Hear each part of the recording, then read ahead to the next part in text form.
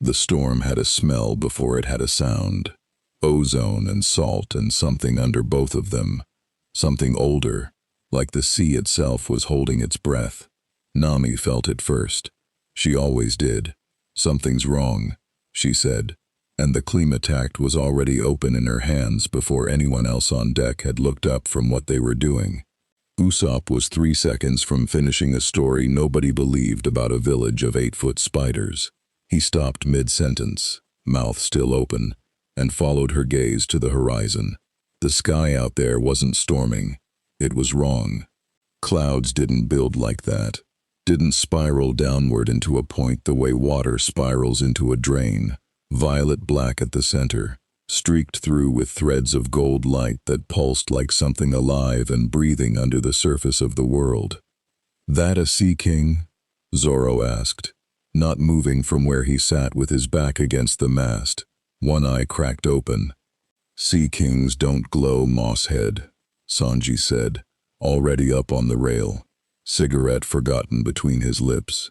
Luffy was at the figurehead before either of them finished talking, one hand shading his eyes, grinning the way he grinned at absolutely everything that might be a problem worth having. "It's cool," he said. "Let's go look at it." "Absolutely not," Nami said. At the exact moment Franky, down in the engine room, felt the Sunny's hull groan under a pressure that hadn't come from any wave. That was when the relic went off. They'd taken it 3 days earlier. Not stolen exactly, though Nami would argue the semantics all the way to whatever afterlife accepted pirates. A slab of black stone, roughly the size of a shield, covered edge to edge in a script none of them recognized, not even Robin, who'd gone quiet and pale the moment she'd laid eyes on it, and hadn't said much since. She kept it wrapped below deck, in the library, out of the weather. She'd called it, carefully, not a good thing to be carrying. She hadn't elaborated. Robin rarely needed to. When she said something like that, the crew had learned to listen. It had been quiet for 3 days. It was not quiet now. Franky felt the heat through the floorboards before he heard the crack, a sound like the whole ocean taking a breath in through its teeth, and by the time he'd hauled himself up the ladder to the deck, the sky wasn't spiraling anymore. It had opened. "Robin," he bellowed, "your rock's doing something." "I'm aware," Robin called back, already moving toward the library hatch, moving with the particular calm she reserved for things that terrified everyone else. The tier in the sky wasn't above the horizon anymore. It was above the ship. Gold light poured down through rain that had started falling upward, and Chopper, small in his walk-point form, ears pinned flat with fear, grabbed the mast with both hooves and held on like the ship itself might decide to leave without him. "Everyone hold on to something," Nami shouted, and there was real fear in it now, the kind that cut through the crew's usual chaos and made even Luffy's grin falter for half a second. Zoro was on his feet, hand on Watto's hilt, when the wind changed direction entirely, not blowing toward the tier, but being pulled up into it, gently at first, then all at once, the way water goes down a drain once it finds the hole. "Sanji," Luffy shouted, over the roar. "Is this fun or bad?" "It's bad, you idiot. Hold on to something." The Sunny left the water. It happened almost gently, at first, the hull lifting free of the waves with barely a shudder, gold light wrapping the ship's whole silhouette in a corona that turned the sea below into a mirror of fire. Then the pull became a throw, and the entire vessel, crew, cargo, the black stone slab now glowing so bright Robin had to shield her eyes, was yanked upward into the tier, at a speed that stripped the breath out of every lung on deck. Usopp screamed something that might have been a prayer. Brook, further down the deck, had somehow managed to grab his violin case on the way past, and was holding it to his chest like it mattered more than his own non-existent life. Franky had both massive arms wrapped around the mast. Jinbe, further astern, had planted his feet with fishman strength and was bracing the whole rail against the pull, veins standing out along his forearms, jaw locked. Luffy didn't grab anything. He stood at the bow, both arms stretched wide, rubber limbs bending and flexing in the wind like they were enjoying it. Laughing, actually laughing. The specific, unhinged delight of a boy who had never once in his life met a situation he wasn't excited to see the other side of. "This is amazing," he screamed into the light. "You're the only one who thinks so," Nami screamed back, one hand locked white-knuckled on the rail, the other still somehow keeping the Klimattact from being torn out of her grip. And then the light swallowed everything, and there was no more up or down. No more deck or sky, just gold and violet and the specific, total silence of a world being erased and rewritten in the same breath. And then noise, real noise, rain, wind, a city. The sunny hit air that had weight again with a shudder that threw half the crew off their feet, and Franky, first to recover, looked up through the rigging and saw not the endless black of the Grand Line's night sky, but something else entirely. A skyline. Towers. Stone gargoyles perched on rooftops like something out of one of Usopp's stories. Except real. Except getting closer. Except the ship was falling. "We're going down!" Franky roared. "Brace for impact. Sanji. Get Chopper off the rail." The Thousand Sunny came down in Gotham's East End with a sound the city hadn't heard in living memory. Timber and metal, and something faintly, impossibly magical crashing through the roof of an abandoned warehouse 3 blocks from the docks, splitting the structure clean in half, and grinding to a stop in a spray of brick dust and shattered support beams. For a long moment, nobody moved.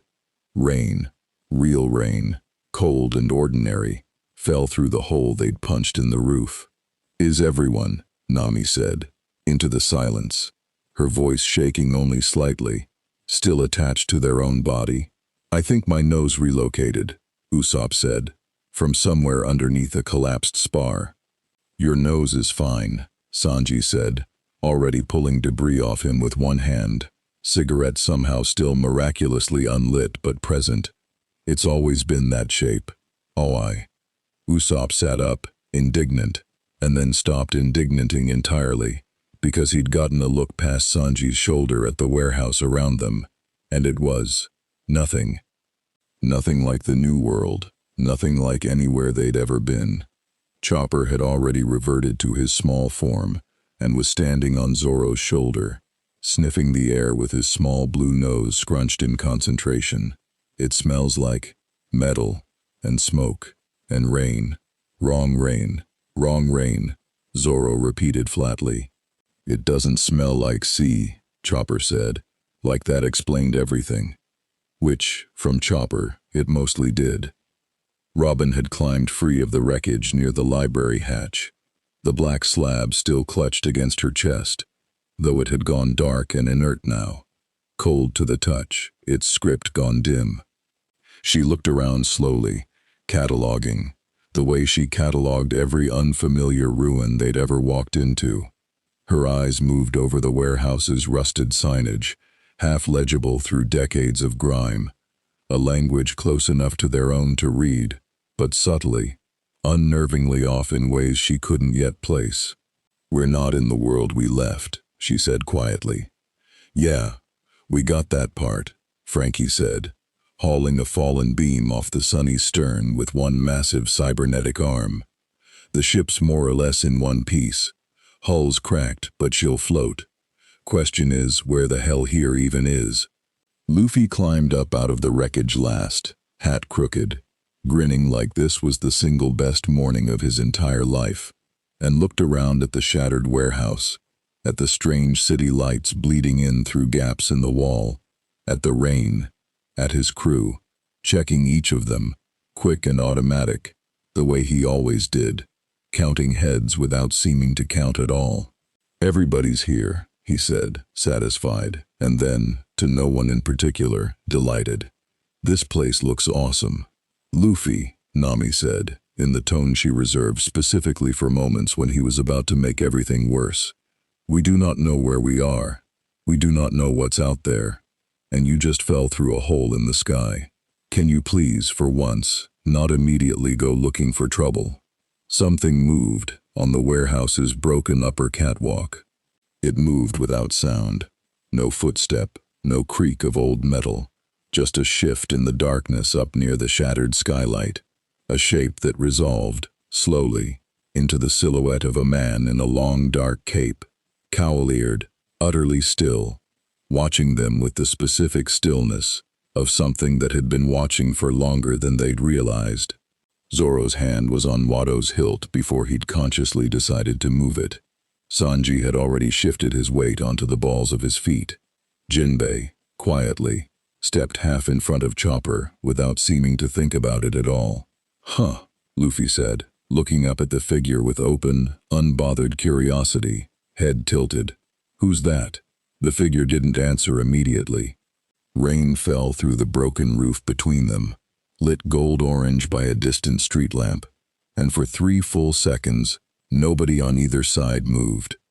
Then the voice came, low, flat, utterly unhurried, the voice of someone who had asked this exact question of stranger things than pirates falling out of the sky, and had never once been rattled by the answer. "That depends," Batman said, "on what just tore a hole in my city." 3 miles east, in a windowless room 40 feet below a nondescript federal building, an alarm that had not gone off in 11 months began screaming. Amanda Waller didn't look up from her tablet right away. She let it run for exactly 4 seconds, long enough to confirm it wasn't a false positive, short enough that nobody in the room mistook her calm for indifference, before she set the tablet down and said, without raising her voice at all, "Talk to me." The analyst at the far terminal didn't turn around. His hands were already moving across 3 separate keyboards. "Dimensional signature, ma'am. Massive. Localized to the East End waterfront 11 minutes ago. Energy profile doesn't match anything in the boom tube library. Doesn't match Speed Force residue. Doesn't match anything Fate's people have logged with us. It's new. Casualties? None reported. Property damage. A warehouse. Structural, not explosive. Whatever came through, it landed. It didn't detonate." Waller stood, smoothed the front of her jacket, and walked to the window overlooking the operations floor, where 6 more analysts had gone very quiet and very focused in the last 90 seconds. Below the city, above the city, somewhere in between, something had happened that ARGUS had not authorized, had not predicted, and, worse, in Waller's professional opinion, far worse than either of those, had not yet been explained. "Get me satellite confirmation," she said. "Get me whatever the Bats people caught on their own sensors, because I guarantee you they're already on scene, and they are not going to tell us first. And pull every asset file on standby in a 50-mile radius." "Ma'am," the analyst started. "I want eyes on whatever came through that tier before the League decides it's theirs to keep," Waller said, and there was nothing in her voice that could be mistaken for excitement, though something in the set of her shoulders suggested she felt it anyway. "Something new just landed in Gotham. I intend to know exactly what it is before anyone else in this city gets the chance to decide what to do about it." Behind her, the alarm kept screaming, and 11 minutes and 40 seconds after the Thousand Sunny fell out of a hole in the sky, the first hand on the DC Universe's side of the board reached for the pieces. Batman didn't move from the catwalk for a long moment, and neither did anyone below him, and in the gap between them the rain kept falling through the broken roof, and Robin, the archaeologist, not the boy in green her crewmates had never heard of, and wouldn't for a while yet, found herself doing the thing she always did in the first 60 seconds of encountering something unknown, reading it. He hadn't announced himself. He hadn't demanded anything beyond the one question. He'd chosen the highest, most defensible position in the room, and he'd waited for them to react first, which told her 2 things immediately. He was patient, and he already had a plan for whatever they did next. That was not the profile of a frightened man defending his territory. That was the profile of someone who had already decided, before he'd even spoken, how this was going to go if it went badly. "Depends on what just tore a hole in my city," he'd said. My city. Not our city, not the city. His, personally, like a man staking a claim he'd already paid for in full. "We didn't tear anything," Luffy called up, cheerful and entirely unbothered by the fact that a man dressed like a very serious bat was crouched 30 feet above him in the dark. "It just kind of happened. Sorry about your roof, though." Zoro hadn't relaxed his grip on Wado. "Luffy, he's not doing anything," Luffy said, without looking away from the figure above them. "He's just watching." "That's usually when they're the most dangerous," Sanji muttered, cigarette unlit, still not moving from the balanced stance he'd settled into. The figure on the catwalk tilted his head very slightly, the barest motion, but enough that Robin caught it and understood, immediately, that he'd heard every word of that exchange despite the distance and the rain, and read exactly what he needed to from it. He wasn't sizing up 9 strangers. He was sizing up 9 strangers who talked to each other like a unit that had done this exact thing.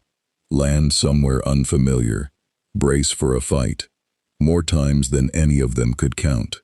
"You're not from Gotham," Batman said, not a question. "We're not from anywhere near here," Nami said, stepping forward before Luffy could say something that made this worse, which he was extremely capable of doing without meaning to. She kept the klima tacked loose at her side, not raised, a deliberate choice.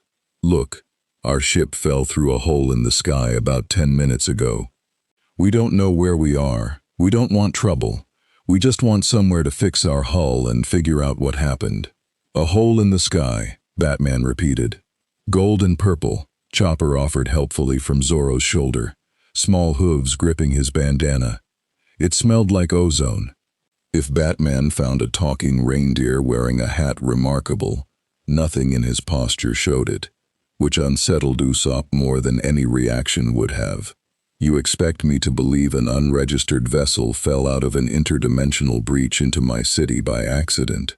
I don't expect you to believe anything," Nami said evenly, "but it's true." There was a silence that stretched long enough for Franky to finish quietly wedging a support beam back into place under the Sunny's cracked hull, which he did without taking his eyes off the catwalk, because Franky had learned a long time ago that the best time to fix something was exactly when everyone thought you were too scared to move. Then Batman dropped. He didn't jump so much as simply commit to falling, cape flaring out into something closer to a glide, and he landed in a crouch on the warehouse floor, 20 feet from the ship, with a sound so quiet it barely registered over the rain. Up close, in the warehouse's dim emergency lighting, he was smaller than the silhouette had suggested, and somehow more imposing for it. Armored, deliberate, every line of the suit built for function rather than show. Luffy grinned at him, delighted, the way he grinned at literally every new person he met, who might turn out to be interesting. "You jump good. Who's your captain?" Batman said, ignoring this entirely, scanning the group. Cataloging, Robin realized, the same way she would have. Weapons, stances, who deferred to whom. He'd have Luffy pegged in about 4 more seconds if nobody said anything. "Me," Luffy said, before anyone else could answer, hooking a thumb at his own chest, still grinning. "Monkey D. Luffy, captain of the Straw Hat Pirates." "Pirates? Yep. You're telling a man in Gotham City that you're a pirate captain, and expecting that to reassure me." "I'm not trying to reassure you," Luffy said, honestly, tilting his head. "I'm just telling you who I am," you asked. Something about the sheer, artless directness of that answer seemed to catch Batman slightly off guard. Not visibly, nothing so obvious as a change in expression, but there was a half-second pause before his next words, that Robin clocked immediately and filed away. He's used to people either lying to him or performing for him. This one's doing neither. There's no ocean within 400 miles of here that a ship like that could have sailed, Batman said.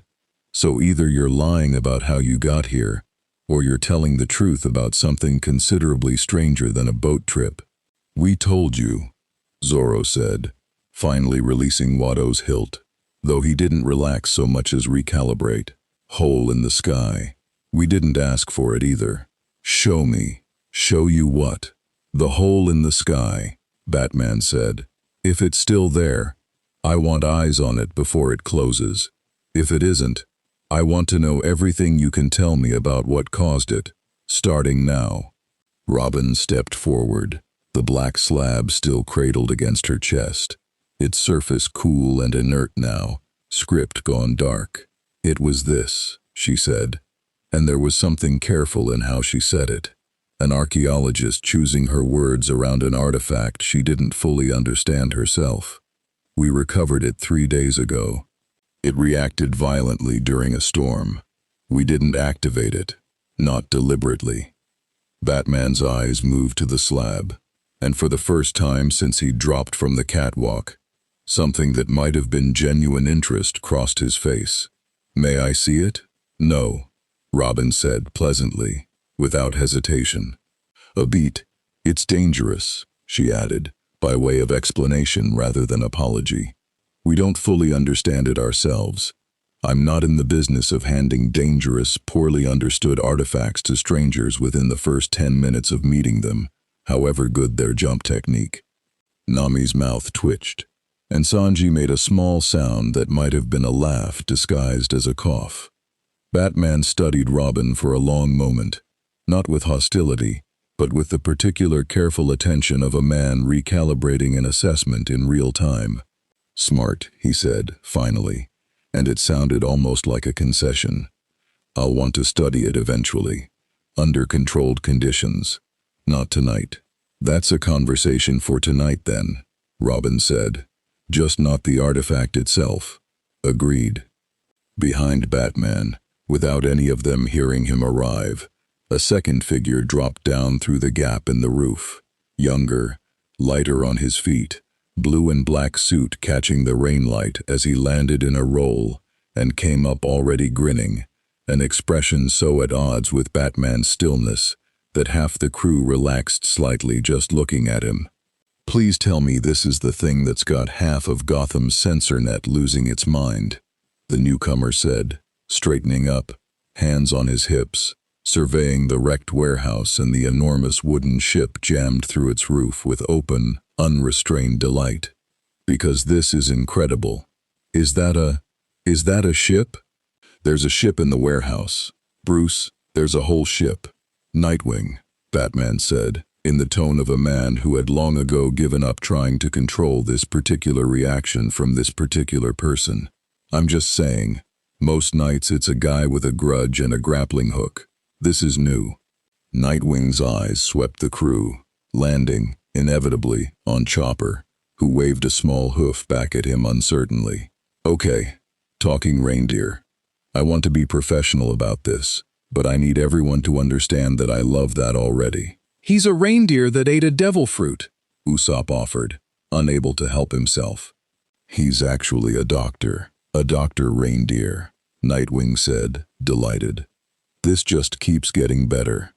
Focus, Batman said, though there was, almost imperceptibly, less edge in it than there had been a minute earlier. Chopper had puffed up slightly at Doctor, pretending not to be pleased. It's not that impressive, he mumbled, which was Chopper for extremely pleased.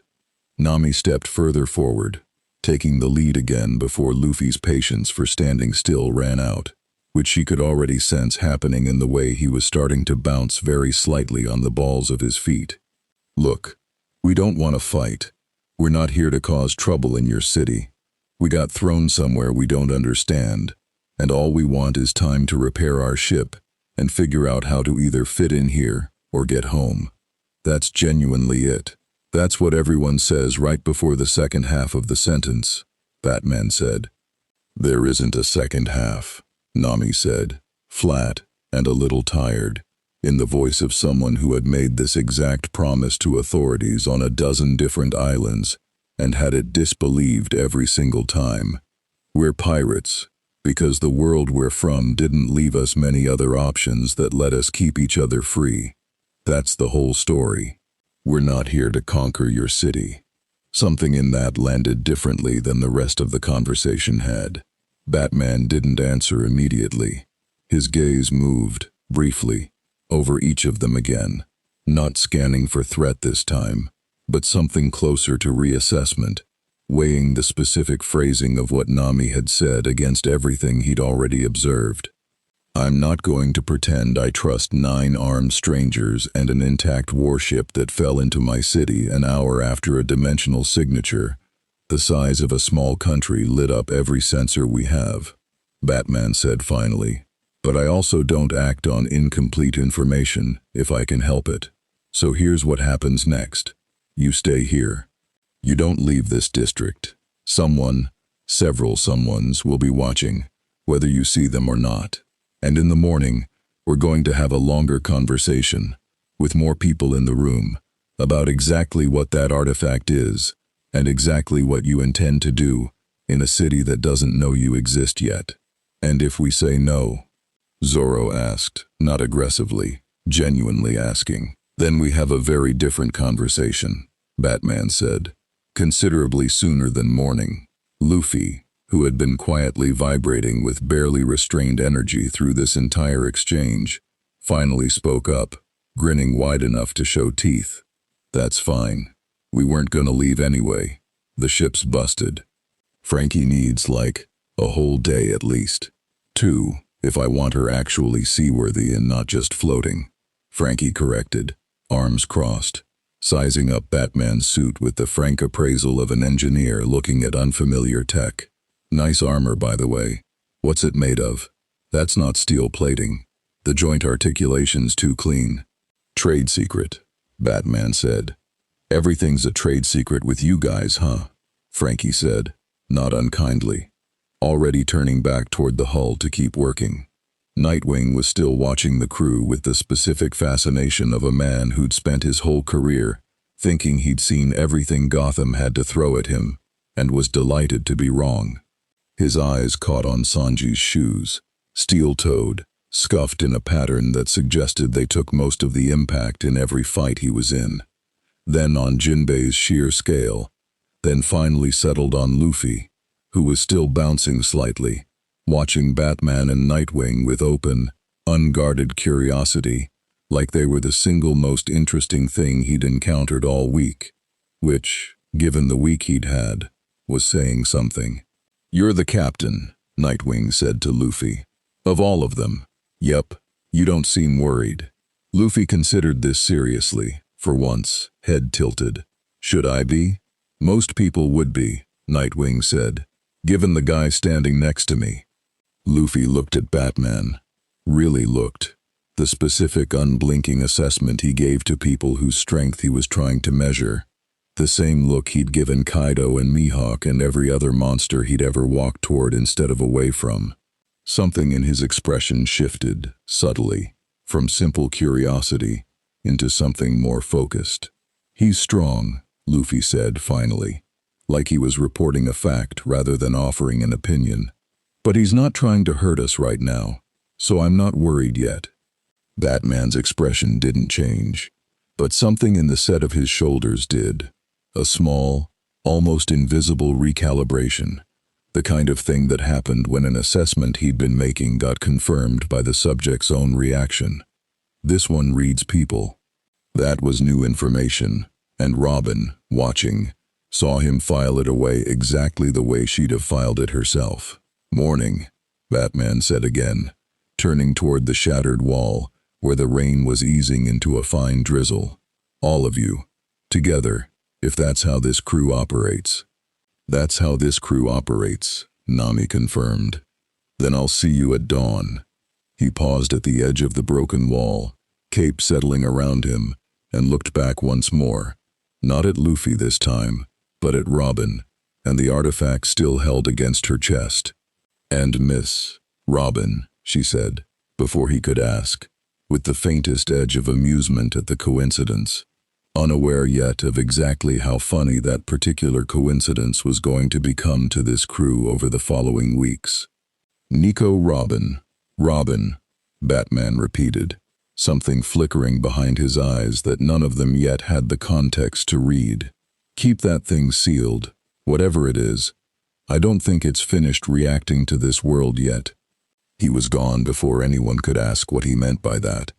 Out through the broken wall into the rain, Nightwing a half-second behind him with one last grin, and a wave directed mostly at Chopper, and then the warehouse was quiet again, except for the drip of water through the roof, and the low hum of Franky's tools against the hull. Nami let out a breath she hadn't realized she'd been holding. Well, that went better than it could have. "He didn't even ask about the devil fruits," Usopp said, sitting up properly for the first time since the crash, wringing out his bandana. "Doesn't this world have that kind of thing? Weird powers just walking around?" "I get the feeling," Robin said quietly, looking down at the black slab in her hands, its surface still dark but no longer entirely cold. A faint warmth had crept back into it in the last few minutes, so subtle she wasn't certain anyone else would have noticed, that this world has considerably more of that kind of thing than we're prepared for. "And I don't think he was being polite when he told us to keep it sealed." "What did he mean? Not finished reacting?" Chopper asked, small and worried, ears drooping. Robin didn't answer right away. She turned the slab over once in her hands, studying the faint, dim traces of script along its edge, the same unnervingly familiar, but wrong alphabet she'd been unable to place since they'd first taken it. In the warehouse's low light, for just a moment, one corner of the stone seemed to pulse, faint and gold, then went still again. "I don't know," she said finally, "but I intend to find out before he does." Outside, 3 blocks away and closing fast, a black ARGUS transport rolled to a silent stop at the edge of the police cordon that hadn't officially been called yet, and a woman in a tailored dark suit stepped out into the rain, tablet already in hand, already reading the same energy signature that had put Batman on that catwalk an hour earlier. Except Amanda Waller had no intention of waiting until morning for her conversation. Amanda Waller did not knock. She'd learned decades ago that knocking gave people time to decide what version of the truth they wanted to hand you, and she preferred hers unrehearsed. So when she reached the warehouse, flanked by 2 ARGUS field agents in unmarked tactical gear, and a third carrying a case of sensor equipment that hummed faintly even at rest, she simply walked through the gap Batman had left in the wall an hour earlier, like she owned the building, which, as far as 3 separate shell corporations were concerned, she technically did. Franky heard them before he saw them, the particular rhythm of trained footsteps, 4 sets, moving with purpose and no attempt at stealth, which told him more than stealth would have. People who didn't care if you heard them coming were people confident enough in their next move that your reaction didn't matter. "We've got company," he called out, straightening from the hull with a wrench still in one massive hand. Zoro was on his feet before Franky finished the sentence. Sanji stubbed out the cigarette he'd finally gotten around to lighting. Luffy just looked mildly curious, the way he looked at basically everything, and hopped up to sit on the Sunny's broken railing to get a better view. Waller stopped 15 feet from the ship, took in the wreckage, the crew, the sheer scale of the vessel jammed through a warehouse roof, and did not look impressed so much as she looked like she was updating a spreadsheet in her head. "You've had 2 visitors already tonight," she said, without preamble. "I'm the 3rd. I'd like to think I'll be more useful than the first 2. "You know about Batman," Nami said, more statement than question, already recalculating who exactly they were dealing with. "I know about a great many things," Waller said. "That's rather the point of my job, Amanda Waller. I run an organization that exists specifically to catalog and manage exactly the sort of situation the 2 of you represent." She said it without looking at anyone in particular, which was its own kind of statement. She wasn't here to make individual introductions matter. She was here to establish a frame. "And what situation is that?" Robin asked, mild, still holding the slab. 9 armed individuals of unknown origin and unknown capability, arriving via an unregistered dimensional incursion, currently sitting in the middle of a major American city, with 0 oversight and 0 documentation, Waller said, each word placed like a brick. "That situation. We told the Bat Guy the same thing we'll tell you," Zoro said. "We didn't ask for any of this. We want to fix our ship and figure out how to get home." "I believe you," Waller said, which surprised more than one member of the crew into silence. "I also don't particularly care, because belief isn't the same as clearance, and you don't currently have any." She let that settle for a moment before continuing. "Here's what I can offer that Batman can't, and won't. Legitimacy. A framework. Somewhere you can exist in this world without every law enforcement agency on the eastern seaboard treating you as an active threat the moment word gets out. And word will get out, because a ship of that size doesn't fall through a warehouse roof quietly. And what's that cost us?" Nami asked, immediately, the negotiator in her sharpening at the first hint of an actual offer. "Cooperation," Waller said. "Debriefing. Full disclosure of your capabilities, your origin, and that artifact." Her eyes flicked, briefly, deliberately, to the slab in Robin's arms. "In exchange for a controlled, protected legal status while you're guests in this world. I'm not asking you to join anything. I'm asking you to let my people understand what you are, so I can keep you from becoming a problem the government solves with considerably less patience than I'm currently extending." "That's a threat with a bow on it," Sanji observed. "Everything useful is," Waller said, unbothered. Luffy, who had been swinging his legs off the broken railing and listening with the specific half-attention he gave to conversations that were mostly words and not yet action, finally spoke up. "We're not joining anything," he said simply, like it wasn't even a decision so much as a fact about the world. "We already have a crew. We don't need another one." "I'm not asking you to join a crew," Waller said, turning to look at him properly for the first time, sizing him up the way she sized up every asset, threat, or variable that crossed her desk, cataloging without embarrassment. "I'm asking you to let me keep the rest of this city from deciding, independently and with considerably less nuance, what to do about you." "You want to catalog us," Robin said quietly, not accusatory, just naming it. "I want to understand you," Waller said, which is the polite version of the same thing, and I'm not going to insult your intelligence by pretending otherwise. I run an agency that exists because the alternative to understanding dangerous things is being surprised by them, and I have spent a very long career watching what happens to cities that get surprised." There was something almost admirable in the bluntness of it. Nami caught herself thinking that, and immediately distrusted the thought, because bluntness was one of the oldest tricks in the book for making people feel like they were getting the truth, when they were only getting the truth that was useful. "We'll think about it," Nami said, carefully. "But we're not signing anything tonight, and we're not answering questions about the artifact to anyone yet, including you." Her eyes flicked to Robin, a silent check, and Robin gave the faintest nod of agreement. Waller studied Nami for a long moment, not with hostility, but with something that might, in a woman capable of it, have resembled respect. "Smart," she said, echoing, without knowing it, the exact word Batman had used an hour earlier about someone else on this crew. "I'd have been disappointed if you'd said yes on the spot. You'd have taken advantage of it if we had," Nami said. "Absolutely," Waller said, without a trace of shame. "That's the job."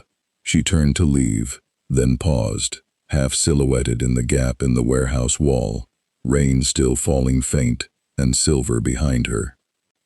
"One more thing. Wayne, Batman, whichever version of the name you prefer, is going to want you inside his orbit. Recruited, monitored, whatever euphemism his people use this week, he'll frame it as protection. It usually is, to be fair to him. But protection from him comes with strings just like protection from me does. His are just quieter, and he's better at making you feel like you chose them yourself. She let that sit for a moment. I'd think carefully about whose strings you'd rather be tangled in, if it comes to that. Because it will come to that. Cities like this one don't leave anything unclaimed for long. Then she was gone, agents falling into step behind her, and the warehouse was quiet again, except for rain, and the faint hum of ARGUS equipment fading into the dark. Nobody spoke for a moment. I don't like her, Chopper said finally, small and definite. You're not supposed to like her, Robin said. I don't think she's built for that.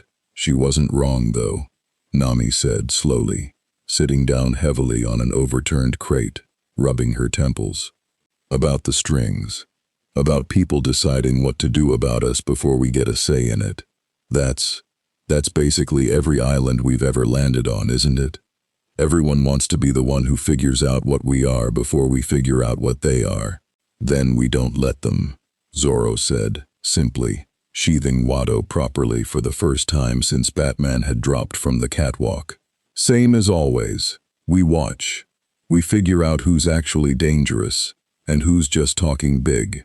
And we don't sign anything until we understand what we're signing. Agreed, Sanji said, finally lighting the cigarette he'd stubbed out earlier. But I'd like to point out that in the space of 1 hour, we've had a guy who dresses like a bat, and a woman who runs what sounds like a secret government agency.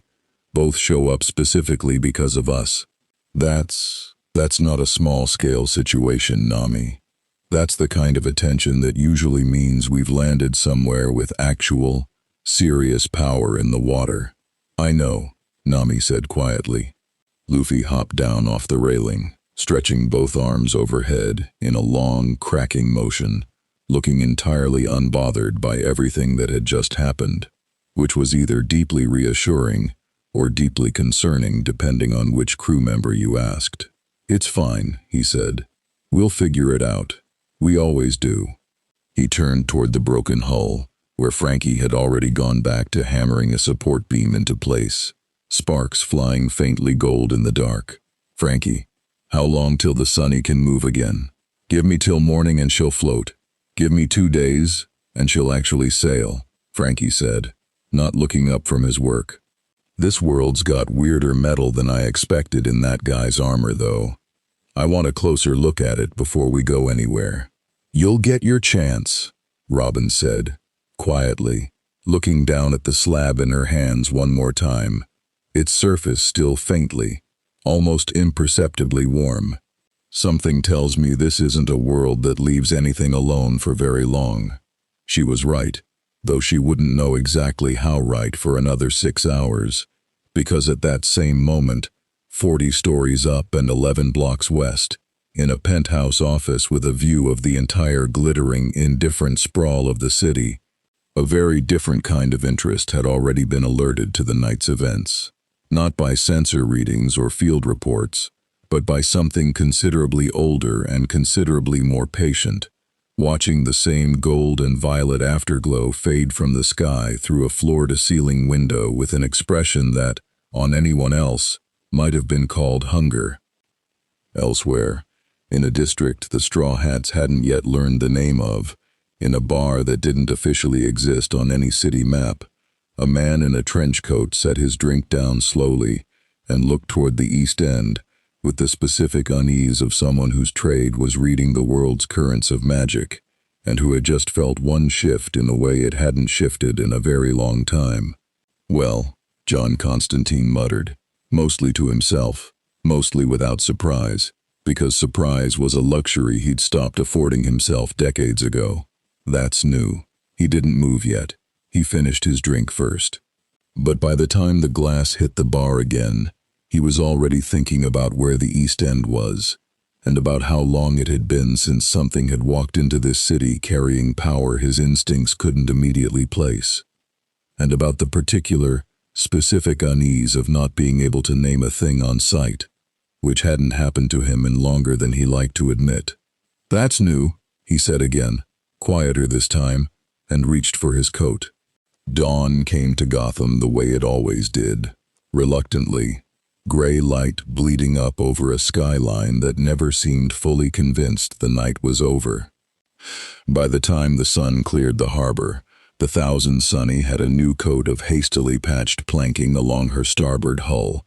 Franky had slept exactly 0 hours and considered it a personal victory that the ship could float, and Sanji had somehow produced breakfast for 9 people out of a galley that had taken on water during the crash, which nobody questioned, because nobody ever questioned Sanji's galley. "Eat first," he said, setting a plate in front of Zoro, who was already half asleep sitting upright against the mast. "Whatever's coming today, it's coming on a full stomach or not at all." "Didn't figure a warehouse in the middle of a strange city would smell this good," Usopp said, around a mouthful of egg, sitting cross-legged on an overturned crate with his slingshot laid across his knees, disassembled and being cleaned out of habit rather than necessity. "Standards don't drop just because the ocean did," Sanji said. Nami had been up for an hour already, sitting near the broken hull with a length of scavenged copper wire in her hands, running calculations that had nothing to do with the ship and everything to do with the 2 conversations they'd had the night before. She'd laid it out for Robin at 3 a.m., unable to sleep. ARGUS wants information and control disguised as protection. Batman wants information and oversight disguised as caution. Neither of them has told us a single lie yet, and that's what worries me most. Robin, for her part, hadn't slept either, not because of the cold or the noise, but because the slab hadn't gone fully dark again since the crash. She sat now near the library hatch with it across her knees, a small oil lamp burning beside her, tracing the edge of the script with one finger, murmuring occasionally to herself in the particular cadence of a woman working through a puzzle out loud, because there was no one else awake who could follow the thread with her. "It's not written in any poneglyph script I recognize," she said, mostly to herself, when Nami wandered over with 2 cups of something that was trying its best to be coffee. "But the structure is familiar. It reads like a binding text, something meant to hold a name in place, the way old ward scripts back home lock a spirit to an object so it can't wander." "You think it's a person," Nami said slowly, "trapped in there?" "I think it's something," Robin said. "I don't know if person is the right word for what this world calls the things that go into artifacts like this. Batman's reaction last night, keep it sealed, it isn't finished reacting. That wasn't the reaction of a man worried about a rock. That was the reaction of someone who's dealt with something like this before and knows exactly how badly it can go." "Wonderful," Nami said flatly. "So we've got an artifact that might have something alive in it, a government agent who wants to catalog us, and a man in a cape who thinks we're a threat until proven otherwise. Great start to a Tuesday." "I don't think it's Tuesday here," Robin said, and there was, faintly, the ghost of amusement in it, the specific dry humor she deployed when things were bad enough that laughing at them was the only sane response left. Luffy, predictably, was the first one to spot Batman's return, not because he was watching for it, but because Luffy tended to notice things that moved with purpose, the same instinct that had kept him alive against people far stronger than a man in armor with no visible superpowers. "He's back," Luffy announced, from his perch on the broken rail, pointing without looking away from his own breakfast. "Brought friends this time." 3 figures dropped into the warehouse in the gray early light. Batman first, cape settling around him with the same silent precision as the night before. Behind him, a woman who moved like she'd never once in her life had to think about where her feet were going to land. Dark hair loose, an unmistakable golden glow to the bracelets on her wrists, even in the dim light. And last, descending not by rooftop, but simply by floating down through the gap in the roof with his cape barely stirring, a man whose crest, a stylized shield in red and gold.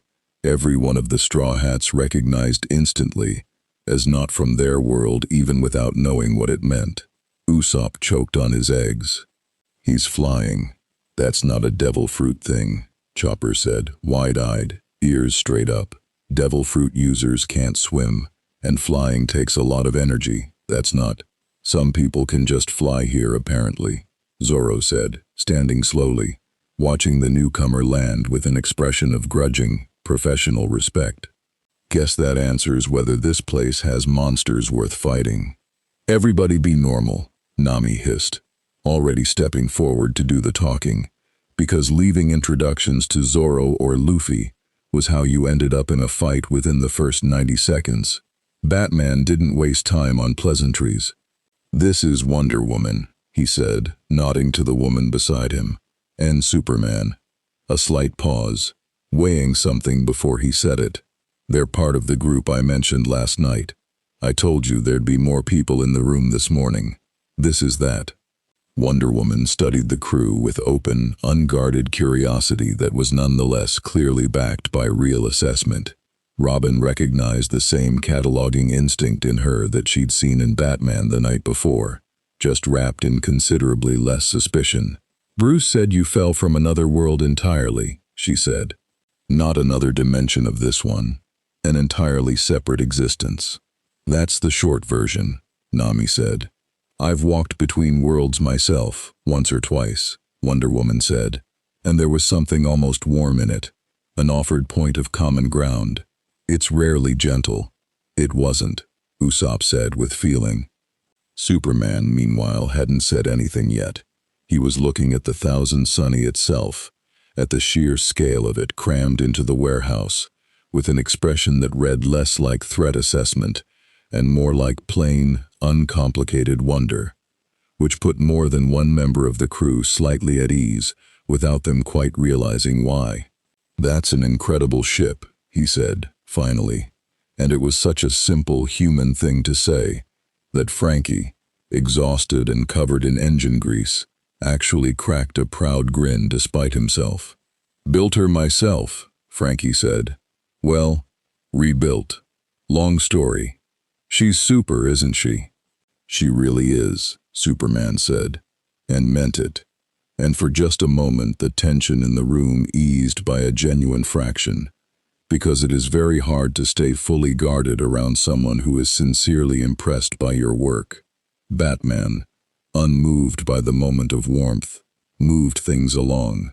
"We're not here to detain you," he said. "Not yet. We're here to understand what you are, what that artifact is, and what your intentions are in this city. Because whatever answers you give shape everything that happens after this conversation." "We told Waller the same thing we're telling you," Nami said. "We're not conquerors. We're not here to take over your city or your world. We got thrown here by accident, and we want to either find a way home, or failing that, find somewhere to exist without being hunted." "Waller was here?" Batman's jaw tightened almost imperceptibly. "Last night," Robin confirmed. "She offered legitimacy in exchange for full disclosure and cooperation. We didn't take the deal. Something passed between Batman and Wonder Woman, a look Robin couldn't fully parse, but which told her plenty regardless. This wasn't the first time Waller had tried to claim something before the League got to it, and it clearly wasn't going to be the last. "Good instinct," Batman said. "Waller's not wrong that you need some kind of standing in this world. She's wrong about whose terms that standing should come on. And your terms are better because..." Sanji asked, arms crossed, unconvinced. "Because we ask," Wonder Woman said, simply, before Batman could answer, "rather than demand. That's not nothing." Luffy, who had been quietly finishing his breakfast through most of this exchange with the specific patience he reserved for letting his crew handle the talking parts, finally set his empty plate aside and hopped down off the rail, walking directly up to Superman with no hesitation whatsoever, looking him over the way he'd looked over Batman the night before, measuring, direct, entirely unbothered by social convention, "You're strong," Luffy said. "Not a question."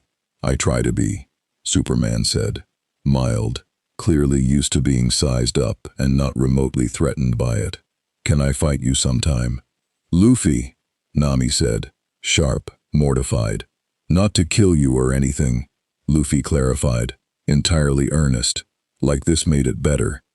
"Just to see how strong. I like fighting strong people." There was a beat of silence in which several members of the League and several members of the crew both, independently, waited to see how this landed. Superman, to his considerable credit, laughed. A real laugh, surprised out of him. "That's the most honest thing anyone said to me all week," he said. "Maybe someday, under better circumstances than we just met and your ship fell through a warehouse." "Deal," Luffy said, grinning, entirely satisfied, and went back to sit on the rail like the conversation had settled something important, which, in his own logic, it had. Batman, watching this exchange with an expression that suggested he was recalibrating several assumptions at once, finally addressed the artifact directly. "The slab," he said to Robin. "I'd like Zatanna to examine it. Magically, not physically. She wouldn't need to touch it. If what's inside it is dangerous, better we know now, under controlled circumstances, than find out the hard way in the middle of a populated city." Robin considered this for a long moment, weighing it the way she weighed everything, carefully, without rushing, aware that this decision would set a precedent for every decision after it. "I'll allow an examination," she said, finally. "Not a removal, not custody, an examination, with me present, and with the option to refuse further action if I don't like what she finds." "Fair," Batman said, and there was something almost like respect in the single word. "Also," Robin added, "I want to know what this world knows about binding artifacts like this one. If something's sealed inside it, I want to understand what happens if that seal breaks, and whether that's something your world has dealt with before." "It has," Batman said, grim. "More than once. Whatever's in there, we don't take it lightly." "Neither should you." The conversation went on for another hour. Terms, boundaries, a loose and deliberately non-binding agreement that the crew would remain in Gotham under informal League oversight, while repairs continued and the artifact was studied, with the explicit understanding on both sides that this was a truce of convenience, not trust freely given. Wonder Woman did most of the diplomatic work, and did it well. Batman mostly listened, occasionally interjecting a boundary or a condition, watching the crew's dynamics with the patient, careful attention of a man building a profile he intended to keep updating for a long time. By the time the League left, Superman lingering half a second longer than the others, throwing one last genuinely delighted glance back at the Sunny's figurehead before he took off. The sun had fully cleared the harbor, and the crew was alone again in the warehouse, exhausted and wired in equal measure. "Well," Nami said, sitting down hard on a crate, letting out a long breath, "that could have gone worse." "Zatanna's coming to poke at Robin's evil rock," Usopp said. "That's not nothing." "It's not evil," Robin said, mild. "We don't know what it is yet. That's rather the point." "I like the flying guy," Chopper said, from Zoro's shoulder, ears finally relaxing after a very tense morning. "He seemed nice. He seemed strong," Luffy said, satisfied, lying back against the deck with his arms behind his head, hat tipped over his eyes. "This is a good world. Lots of strong people to fight eventually." "That is not the metric by which we should be judging an entire universe, Luffy," Nami said, exhausted. "It's a good metric," Luffy said, unbothered, already half asleep in the manner of a man who had just navigated two separate potential confrontations with world-ending forces and considered his morning's work complete. Sanji, lighting a fresh cigarette, looked out through the gap in the warehouse wall at the city beyond. Towers and smoke, and a skyline that still felt, after one full night, like something out of one of Usopp's more elaborate stories. For what it's worth, he said, quiet enough that only Zoro and Nami really caught it. I don't think either of them, Waller or the Bat, told us the whole truth this morning. Both of them were polite. Neither of them was honest about what they actually want from us long term. No, Nami agreed. But at least now we know both of their names. Franky, still elbow deep in the hull, called back over his shoulder without looking up. Names are a start. Give me 2 days on this ship, and we'll have options, besides sitting here waiting for the next person with an agenda to show up. He was, as it turned out, going to be wrong about the timeline, not because the ship wasn't ready, but because the next person with an agenda didn't wait 2 days, or even 1. She arrived that same afternoon, in a car that didn't look like it belonged anywhere near the East End's rusted docks, and she didn't come armed, or masked, or backed by any agency at all. She came alone, walked straight up to the warehouse's broken wall, and said, in a voice pitched to carry exactly as far as it needed to and not an inch further, I hear you're new in town and looking for someone who can actually get you home. I might be able to help with that. But first, I'd love to talk about that ship's power source, because whatever's keeping it afloat, it isn't anything my company's ever cataloged, and I find that fascinating. Nami looked up, wary, already calculating. And you are? The woman smiled, easy and unbothered. The smile of someone who had never once in her professional life doubted she'd get exactly what she came for. Lena Luthor, she said. LexCorp Applied Sciences. I think we're going to have a lot to talk about. Lena Luthor did not wait to be invited in. She stepped through the gap in the warehouse wall the same way she seemed to do everything, with the unhurried confidence of a woman who had never once needed permission to occupy a room, dressed in a tailored blazer that looked entirely wrong against the warehouse's rust and standing water, heels clicking against broken concrete without a hint of hesitation. I'll keep this brief, she said, stopping a comfortable distance from the ship, hands folded, eyes already moving across the hull with the specific, hungry attention of someone cataloging value. I run applied sciences at LexCorp. My brother runs the rest of the company, and believe me when I say, the difference between those two things matters more than you'd think. I'm not here on behalf of ARGUS. I'm not here on behalf of the Justice League, and I am absolutely not here on behalf of my brother, who doesn't yet know you exist and, frankly, I'd like to keep it that way for as long as possible.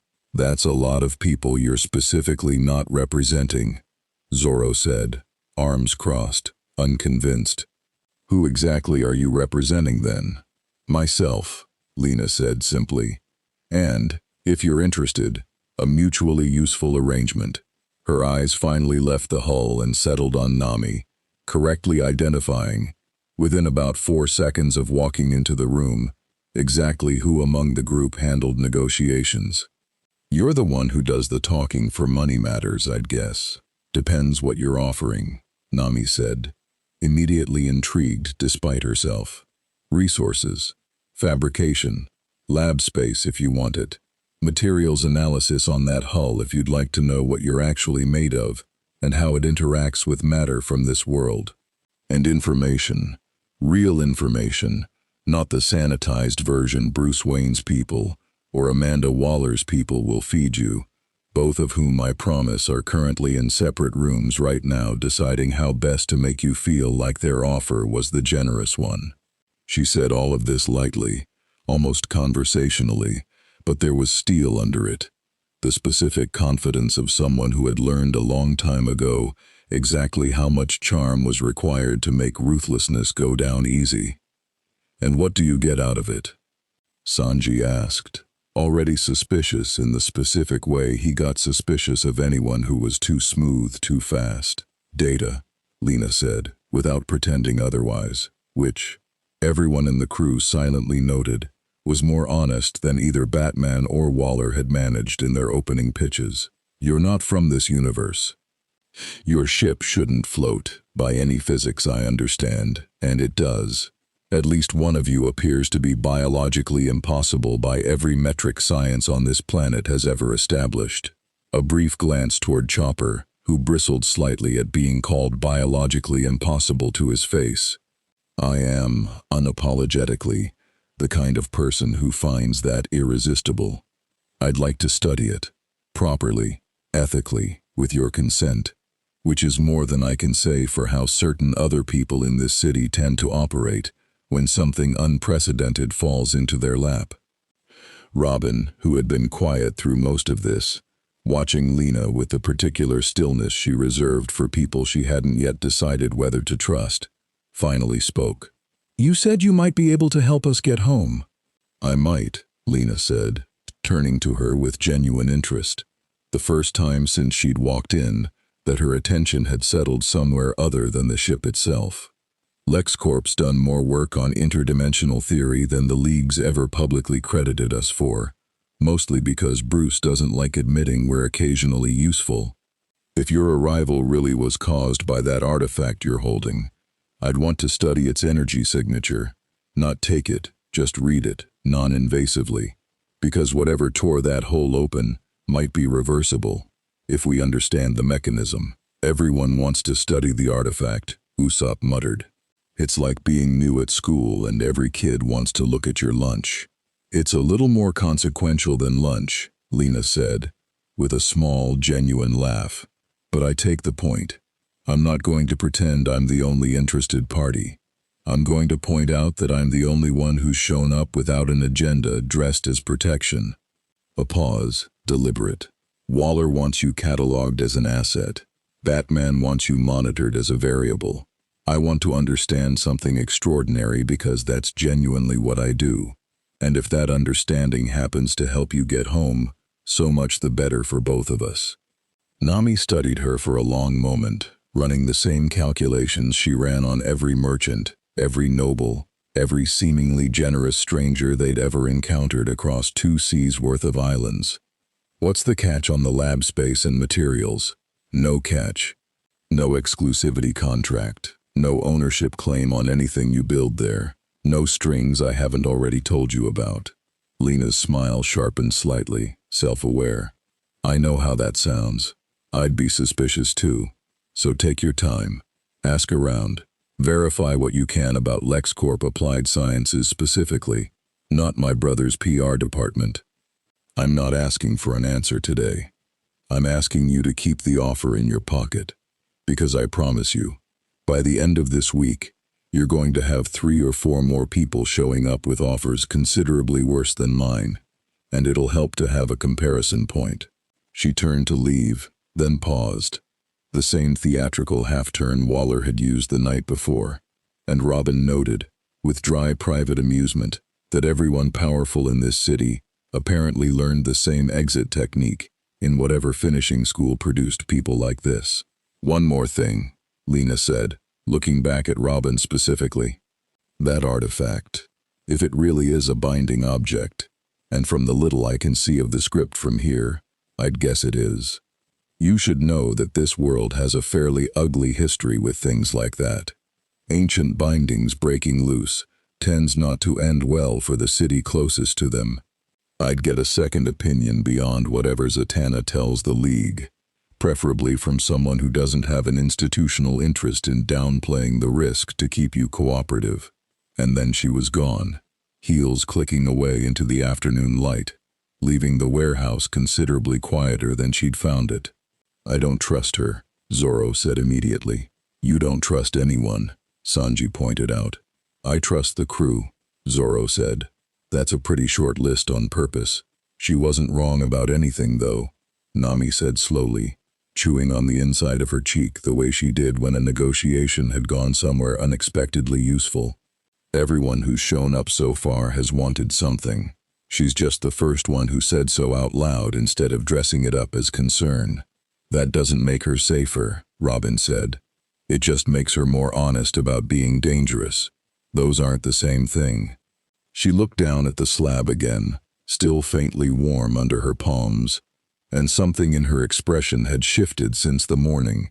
Not fear, exactly, but the focused wariness of someone who just had a genuine expert independently confirm her worst private suspicion. But she's right, that we need a second opinion.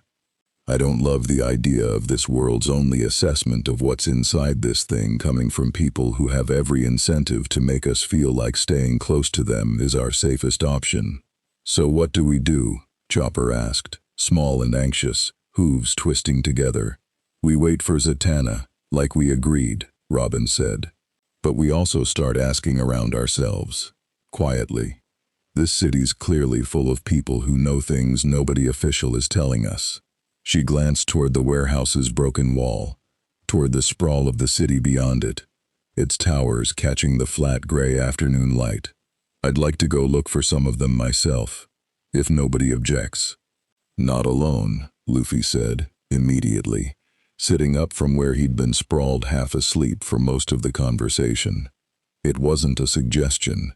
It rarely was, when it came to the crew. I wasn't planning to, Robin said, with the ghost of a smile. I was hoping you'd let Zoro come. He's good at looking intimidating without saying much, which tends to keep people honest. I can do that, Zoro said, already reaching for his swords. You can also get lost in a straight hallway, Sanji pointed out. Robin can navigate. I'll handle anyone who wants trouble, Zoro said, entirely unbothered by the jab, which had lost most of its sting through sheer repetition over the years. Luffy considered this, weighing it the way he weighed all his crew's plans, with more genuine trust than his reputation suggested, because he'd learned a long time ago that the people he sailed with generally knew what they were doing better than he did, in situations that weren't about punching something directly in front of him. Okay, he said. Nami, you keep talking to people who come by here. Sanji, help Franky with the ship.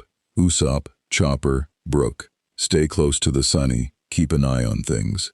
A beat. Then, satisfied with his own plan, I'm gonna go look around the city. See what it's like. Alone, Nami said, alarm spiking immediately. I'll be fine, Luffy said, already hopping down off the deck, grinning in a way that reassured absolutely no one. I just want to see it. I'm not gonna start anything. That's not remotely reassuring. You always start something. But he was already gone, vaulting over the broken wall and out into the gray Gotham afternoon, with the easy, unstoppable momentum of a boy who had never once in his life waited for permission to go look at something interesting. And Nami stood there for a long moment with her hands on her hips, torn between the urge to chase after him and the older, wearier knowledge that chasing Luffy rarely ended with catching him. He'll be fine, Sanji said, though he didn't sound entirely convinced either. Probably. That's the least reassuring probably I've ever heard, Nami said, and went to go find something useful to do with her worry, because worrying about Luffy directly had never once changed anything about what Luffy actually did. Gotham, up close and on foot, was nothing like the city Luffy had glimpsed from the warehouse's broken roof. It was louder, for one thing. Not louder in volume exactly, but louder in the particular way a place gets when every surface of it seems designed to remind you that something bad had happened here recently, or was about to. Narrow streets, grimy brick, a cold that had nothing to do with the weather and everything to do with the way people moved through it, heads down, eyes forward, giving each other and every alley mouth a wide, practiced berth. Luffy found it fascinating.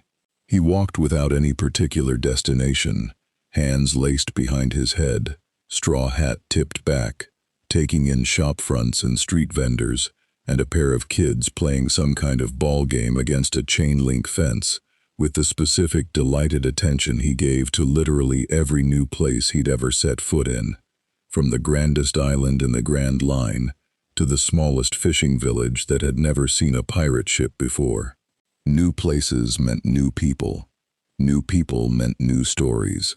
He'd never once in his life met a new place he didn't like, on principle, before it had a chance to prove otherwise. He also, within about 20 minutes, found trouble. Or, more accurately, trouble found him, which was generally how it went. It was three men, cornering a fourth in an alley, off a street that had gotten progressively quieter the further Luffy wandered from the docks.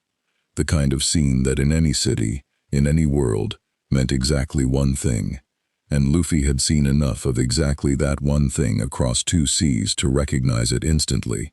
He didn't think about it. He never really did, in moments like this. Thinking was for later, for Nami and Robin, and the parts of his crew whose strength was in figuring out the shape of a problem before they hit it. Luffy's gift had always been simpler than that. He saw someone being hurt who didn't want to be hurt, and his body moved before his brain finished the sentence.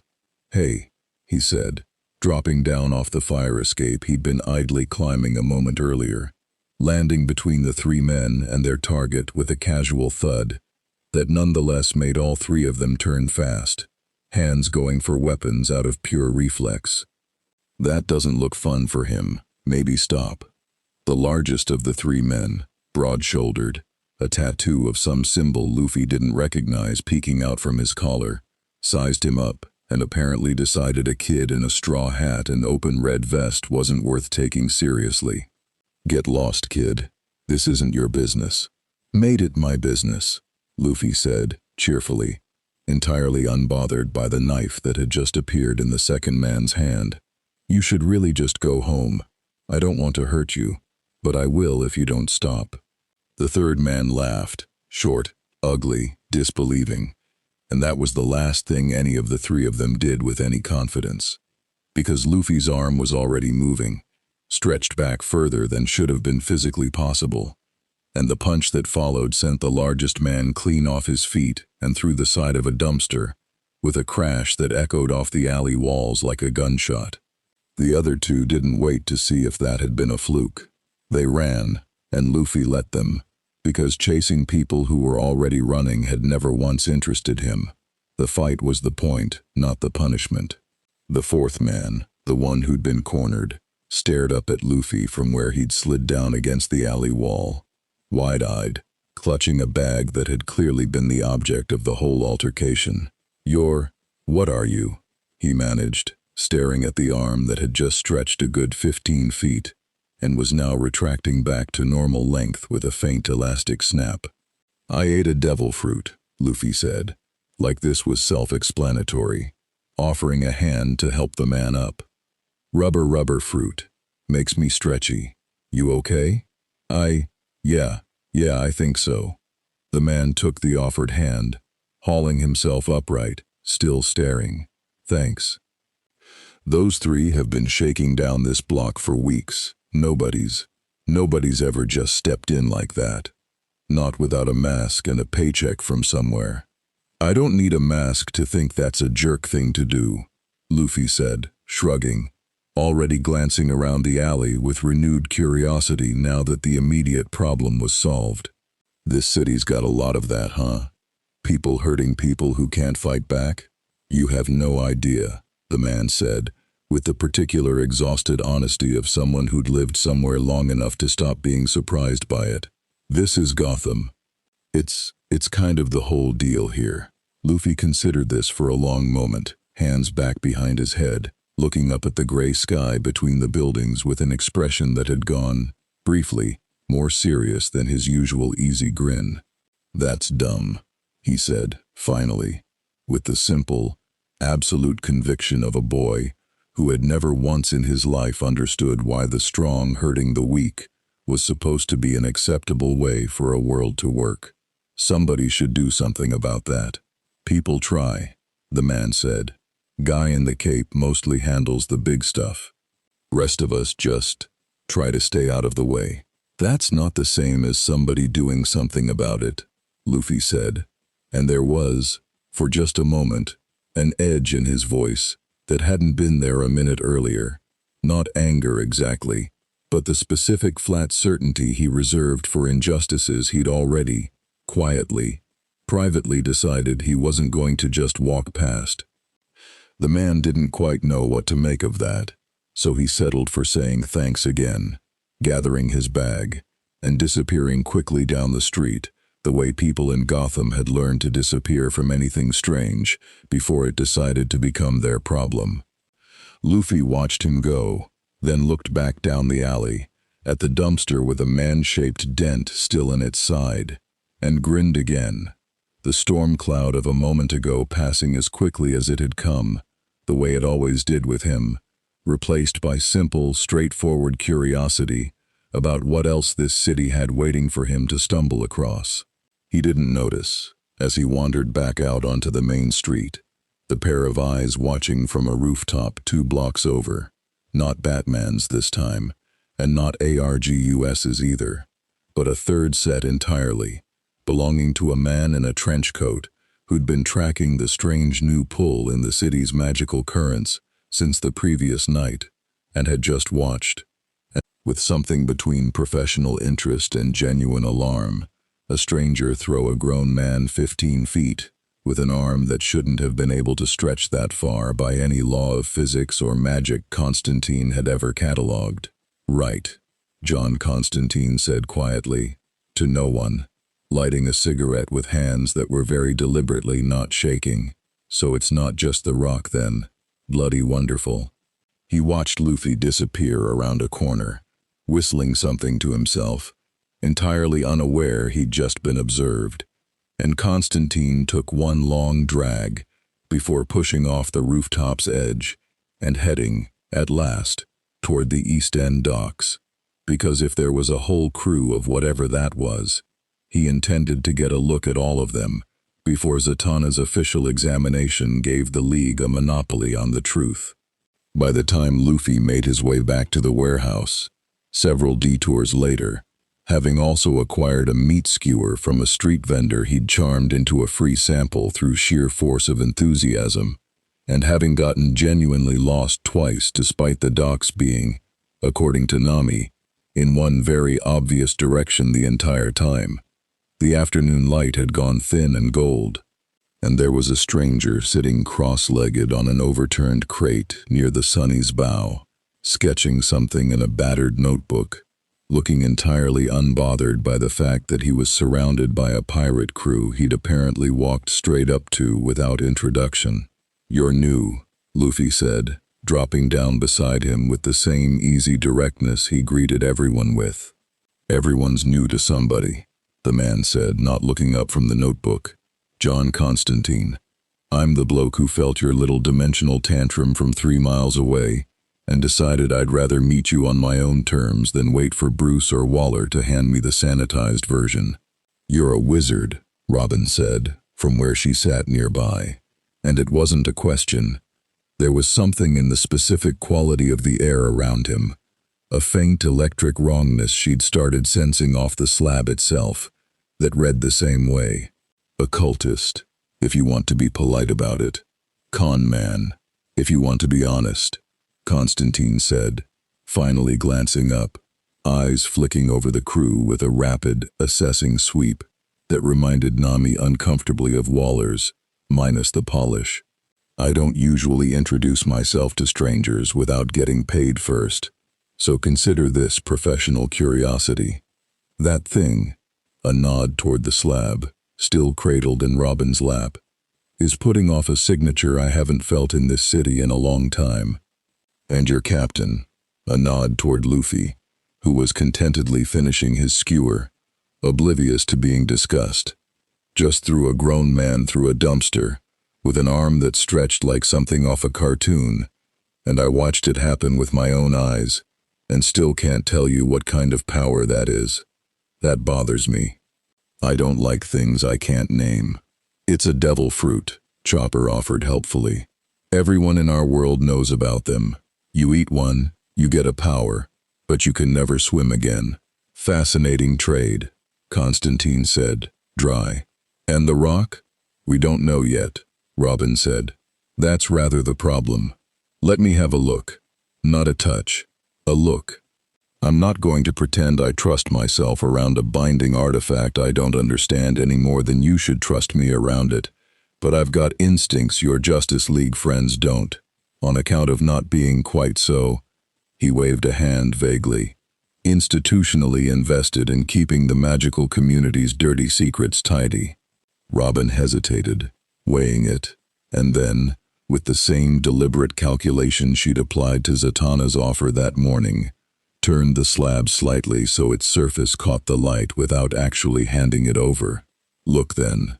Constantine leaned in, and for a long moment he didn't say anything at all, his usual glib patter falling away entirely, replaced by a focus so total that even Luffy, mid-skewer, noticed the shift and went quiet. "Christ," Constantine said finally, sitting back. "That's not a binding text." "Well, it is, but not the kind you're thinking. That's not holding something in. Look at the direction the script curls. There, and there." He traced a line in the air an inch above the stone without touching it. "That's a ward built to hold something out. Something on the other side was trying to get through, and somebody, a long time ago, in a language I don't recognize and a tradition I've genuinely never encountered, built this to keep it from succeeding. Whatever knocked a hole in your sky wasn't the object waking up. It was the object failing." The warehouse went very quiet. "Failing how?" Nami asked, carefully. "However old wards fail," Constantine said. "Neglect, damage, distance from whatever originally powered them. You said you took it 3 days before it went off. Where from?" Robin's expression had gone very still, the particular stillness of someone connecting facts she hadn't wanted connected. "A ruin, deep in the New World. It had been sealed for, we don't know how long, centuries at least, based on the erosion pattern. And you moved it," Constantine said. "Off whatever was anchoring it in place. That'll do it, generally. Wards like that don't take kindly to relocation."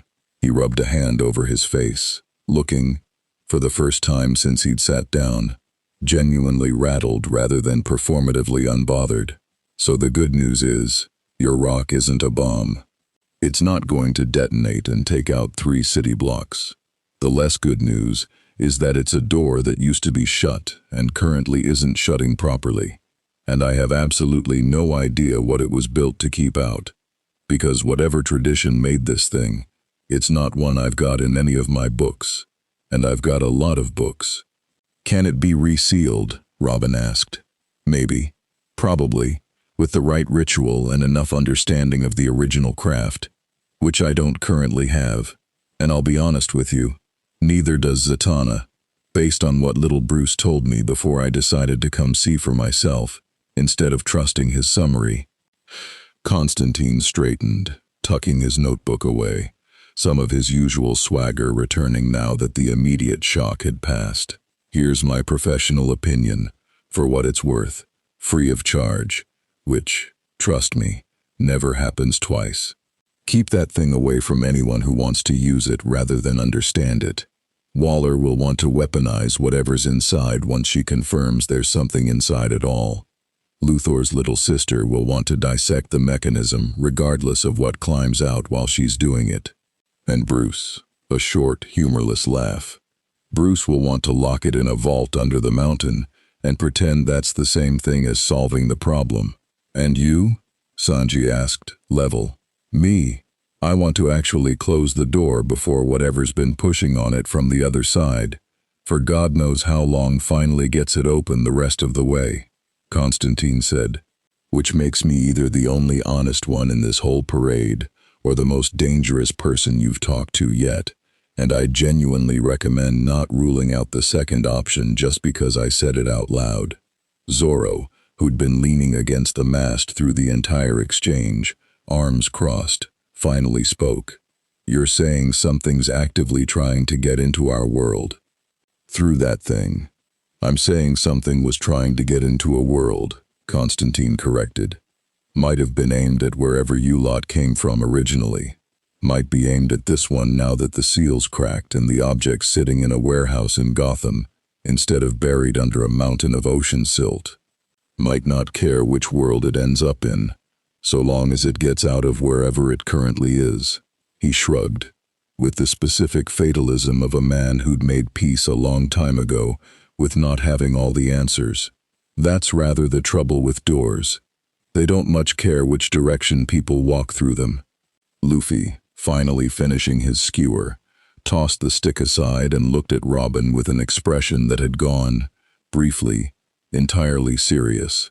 The same flat, focused look he'd given the man in the alley earlier that afternoon. The look that meant he'd stopped treating something as background noise and started treating it as a problem with his name on it. "So there's something bad trying to get out of your rock," he said. "And it might have been chasing us, or it might be about to start chasing this world instead." "That's about the shape of it, yeah," Constantine said. "Then we should figure out what it is before it figures that out itself," Luffy said. Like this settled the matter, which in his logic, it more or less did. "Bold plan for a bloke who, 12 hours ago, didn't know this city existed," Constantine said, with a dry, appreciative half-smile. "We didn't know a lot of the places we've saved existed before we got there either," Luffy said, entirely without bravado, just stating a fact about how his life tended to work. "That's kind of how it goes." Constantine studied him for a moment, really studied him. The same rapid assessing look he'd given the whole crew when he first sat down, except slower this time, more careful, and something in his expression shifted, subtly, from professional curiosity into something that might, in a man who guarded his sincerity as closely as Constantine did, have been the first faint edge of genuine respect. "Right," he said, standing, brushing off his coat. "Well, I'll do some digging on my end, see if I can find anything in my own sources about a warding tradition I don't recognize. You lot do whatever it is you do best, which I gather from the dumpster incident earlier, involves a fair amount of hitting things very hard. Between the two approaches, maybe we actually get ahead of this before Waller or the League decide the smart move is locking that rock in a hole and hoping the problem solves itself." "Wait," Nami said, standing quickly as he turned to leave. "Why tell us any of this? You could have taken that information straight to Batman. Or sold it to Waller. Or Lena Luthor for that matter. She was here a few hours ago, practically salivating over the ship." Constantine paused at the edge of the warehouse's broken wall, considering the question with more genuine weight than his casual tone suggested he'd give it. "Because you're the ones actually connected to whatever's on the other side of that ward," he said, finally. "Waller would study it. Bruce would contain it. Neither of them's got skin in the game the way you lot apparently do, whether you realize it yet or not. And in my experience, a humorless private smile, the people with skin in the game tend to fight harder for the right outcome than the people just managing a file. I'd rather back the ones who actually care how this ends." He left without waiting for a response, disappearing into the gathering evening, the same unhurried way he'd arrived, and the warehouse was quiet again, except for the creak of the Sunny's patched hull and the distant, indifferent hum of the city beyond. "Well," Usopp said, into the silence, voice slightly higher than usual. That's a lot of new information to have all at once. A door, something on the other side, possibly following us, possibly not. I hate every part of that sentence." "We've dealt with worse with less warning," Zoro said. "That's not actually comforting, Zoro. That's just true and terrifying at the same time." Robin looked down at the slab one more time, turning it slowly in her hands, and for the first time since they'd taken it from the ruin 3 days and 1 universe ago, something in her expression had gone quiet and focused in a way the rest of the crew recognized. The particular stillness she wore when a puzzle had stopped being academic and started being personal. "He's right about one thing," she said finally. "Whatever this is, it's not something either of the parties courting us actually understands yet. Which means, for now, we're the only ones who know how much danger we're actually carrying." She looked up, meeting Nami's eyes, then Luffy's. "I don't think that's a secret we can keep for very long, but I'd like to control how it comes out, rather than have Waller or Lena or Batman figure it out on their own timeline instead of ours. Then we tell Zatanna everything, when she comes, Nami said slowly, thinking it through. All of it. Constantine's read on the ward. Everything. Better she hears it from us, straight, than piece it together later and wonder what else we didn't say. Agreed, Robin said. Luffy, satisfied that a plan existed even if he hadn't personally contributed much to its construction beyond general enthusiasm, stretched both arms overhead with a series of cracking pops and flopped back against the deck, hat over his eyes. Good, he said. Wake me up when the magic lady gets here. Today's been a lot of talking. I want the next thing to be something I can actually punch. You already punched someone today, Sanji pointed out. That was this morning, Luffy said from under his hat, already half asleep. Feels like a long time ago. Nobody laughed exactly. The weight of what Constantine had told them was sitting too heavy in the warehouse air for that. But Nami found herself smiling anyway, small and tired, because there was something steadying about Luffy's particular brand of unbothered constancy in the middle of a day that had handed them one enormous, world-shaped problem after another. Whatever was coming through that door, whenever it finally came, at least they'd be facing it the same way they faced everything else. Together, and mostly by punching it until it stopped being a problem. Above them, through the gap in the warehouse roof, the first stars were starting to show through Gotham's usual haze of light pollution and cloud cover, and none of them noticed, not yet, the faint, almost imperceptible pulse of gold that flickered, once, deep in the slab's dark script, and went still again before anyone thought to look. Zatanna arrived just after full dark, and she did not arrive quietly. There was no dramatic entrance, no dropped from the rooftop theatrics the way Batman and Nightwing had managed the night before. Instead, a shimmer of light simply bloomed in the middle of the warehouse floor, gold-white and controlled, and resolved into a woman in a black tuxedo jacket and fishnets, top hat tilted at an angle that seemed less like fashion and more like habit, wand already tucked back into her sleeve before anyone had fully registered she'd appeared. Sorry, she said, glancing around at the crew, several of whom had gone instinctively for weapons at the sudden flash of light. Teleporting in is a bit much for a first impression, I know. Bruce insisted I skip the usual security theater and get straight to work. Apparently there's a ticking clock situation I wasn't fully briefed on. There is, Robin said, standing, the slab held loosely but deliberately visible in her hands. Nico Robin. I take it you're Zatanna. That's me. Zatanna's eyes went immediately to the slab, and something in her expression sharpened. Not alarm exactly, but the specific focus of a professional recognizing, at a glance, that the job in front of her was more complicated than the briefing had suggested. May I? You can look, Robin said. Same terms I gave Batman. No touching. Not yet. Fair. More than fair, honestly. Most people don't ask twice. Zatanna crouched a respectful distance from the object, eyes narrowing, murmuring something under her breath that Nami couldn't quite catch. Not quite English. Not quite anything the crew recognized. Words that seemed to bend slightly in the air as she spoke them. A faint golden outline traced itself around the slab's edges, hovering, then slowly, carefully, extended inward, mapping something invisible layer by layer. The whole warehouse went very quiet.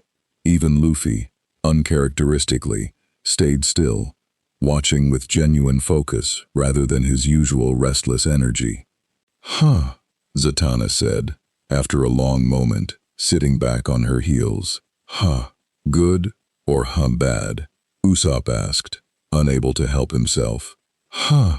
This is going to take a while to explain properly, Zatanna said, standing, brushing off her jacket. Your friend Constantine's already been here, hasn't he? I can feel his fingerprints all over this room. Magically speaking, he's got a very specific signature, impossible to miss once you've worked with him a few times.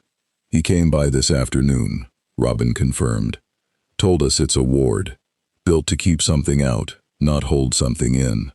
Said the ward's failing because we moved the object off whatever was originally anchoring it. That tracks with what I'm reading, Zatanna said, slowly, and there was something in her voice, a carefulness, a reluctance, that made the crew go very still. But there's a piece he either missed or didn't say out loud, and I think you deserve to hear it plainly, rather than have it come out sideways later. She looked directly at Robin. This isn't a ward against a specific creature or spirit. It's older and stranger than that. The structure of the binding, the way it's layered, the way it responds when I push against it magically. This was built to seal a place, not a being. A doorway to somewhere. Not something trying to get out of a box. Something trying to keep an entire somewhere else from bleeding through. The warehouse went, if possible, even quieter than it had been. A somewhere else, Nami repeated slowly. Like another world. Like where we came from. Maybe, Zatanna said. Or maybe something considerably less friendly than the world you left. I can't read exactly what's on the other side. The ward's doing its job well enough that I can't see through it. Only around its edges. Which is honestly the only reason any of us are still having this conversation calmly, instead of dealing with an active breach right now. But I can tell you the ward's integrity is at maybe 60% and dropping. Slowly. The longer it sits, disconnected from whatever originally anchored it in place. How long until it fails completely? Robin asked. Quiet, steady. The archaeologist in her already reaching for the practical question underneath the fear. Weeks, if we're lucky and nobody disturbs it further. Days, if something on the other side is actively pushing, which, given that it apparently already punched one hole through when you moved it, I'd guess is exactly what's happening. Zatanna rubbed her temple, looking, for the first time, genuinely tired. The good news, such as it is, I think it can be resealed. The bad news is that resealing something like this isn't a spell you cast once and walk away from. It's going to take real ritual work, probably from more than one tradition, and probably from people who actually understand what originally built this thing, which, near as I can tell, isn't a magical practice I recognize, and I've studied a lot of them. Constantine said the same, Robin said. Then it's not looking good on the quick fix front, Zatanna said with a small, humorless smile. I'll be honest with you, I want to bring Dr. Fate in on this. He's older than nearly anyone alive, magically speaking, and if anyone in this world's ever encountered a warding tradition like this one, it's him. But I want your permission before I loop in someone with that much independent authority, because Fate doesn't always ask nicely once he's decided something's a threat that needs managing. Robin considered this for a long moment, weighing it the same way she'd weighed every decision since they'd landed in this world. Carefully, deliberately, aware that every choice compounded on the ones before it. Bring him, she said, finally. But I want to be in the room. I found this thing. I'm not going to be cut out of understanding what it actually is, just because someone more powerful walks in and decides the conversation's above my clearance. I'll make sure of it, Zatanna said, and there was something genuine in the promise. Not the polished diplomacy Wonder Woman had offered that morning, but the straightforward solidarity of one careful professional recognizing another. Luffy, who had been quiet for an unusually long stretch, finally spoke up, and when he did, his voice had none of its usual easy lightness. So there's a whole world, maybe, on the other side of that door, and it's been trying to get out for who knows how long. That's the working theory. Yeah, Zatanna said. Is it bad? The place on the other side? I don't know, Zatanna admitted. That's the honest answer. Wards like this get built for a lot of reasons. Sometimes to keep something monstrous contained. Sometimes just to keep two things that shouldn't touch from touching at all. The way you'd wall off a fault line rather than because the ground itself is evil. I can't tell you which one this is without more information, and I don't currently have it. Then we find out, Luffy said simply. sitting forward, all his restless energy suddenly focused into something sharper, before it decides for us. That's the plan, yes, Zatanna said, and something in his directness seemed to steady her own nerves slightly, the way it tended to steady everyone around him. I'll bring Fate here as soon as I can arrange it, probably within a day or two. He's not exactly on anyone's schedule but his own. In the meantime, she looked at Robin, serious. Keep it away from open flame. Strong emotion in close proximity if you can manage it, and definitely away from anyone trying to actively use it for anything. Wards under this much strain respond badly to being handled carelessly. Understood, Robin said. Zatanna lingered a moment longer, looking around at the crew properly for the first time since she'd arrived, taking in Chopper's small worried form, Franky's half-finished repairs, Brook standing quietly near the stern with his violin case held like a security blanket, Jinbe's watchful stillness near the hull. For what it's worth, she said, I don't think you did anything wrong, taking this thing out of that ruin. You didn't know. Nobody would have. But I am sorry you ended up carrying something this heavy on top of everything else that's happened to you in the last 24 hours. We're used to carrying heavy things, Nami said, quiet, and there was a tiredness in it that had nothing to do with sleep. Doesn't usually come with this many strangers watching us do it, though. That part I can't help with, Zatanna said, with a rueful, honest smile. Welcome to being interesting in a city full of people whose entire job is noticing interesting things. She raised her wand, the golden shimmer already gathering around her. I'll be in touch. Try to get some rest. Actual rest. Not the kind where you all just pretend to sleep while keeping one eye on the door. She vanished the same way she'd arrived, gold light folding in on itself and winking out, and the warehouse settled back into the particular quiet that came after too much information arrived at once. Nobody spoke for a long moment. Franky had stopped working on the hull entirely, wrench forgotten in one hand, staring at the space where Zatanna had been standing. Usopp had gone pale in the specific way he went pale before he talked himself into being brave about something, which, everyone had learned, over the years, was usually a good sign rather than a bad one, even if the process was loud. A whole world, Brook said finally, quiet, from his spot near the stern, one bony hand resting on his violin case, sealed away for who knows how long. That's a heavier thing than I think any of us expected to be carrying when we picked that rock up off a ruined floor. We've carried heavier, Zoro said, though even his usual flatness had a weight to it now. We just didn't always know it at the time. Is that supposed to be reassuring? Usopp asked. No, Zoro said. Honestly, it's supposed to be true.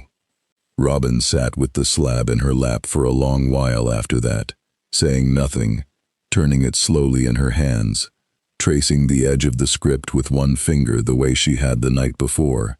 Except now, with Zatanna's words settled over the artifact like a shroud, the gesture had lost whatever academic distance it had carried that morning.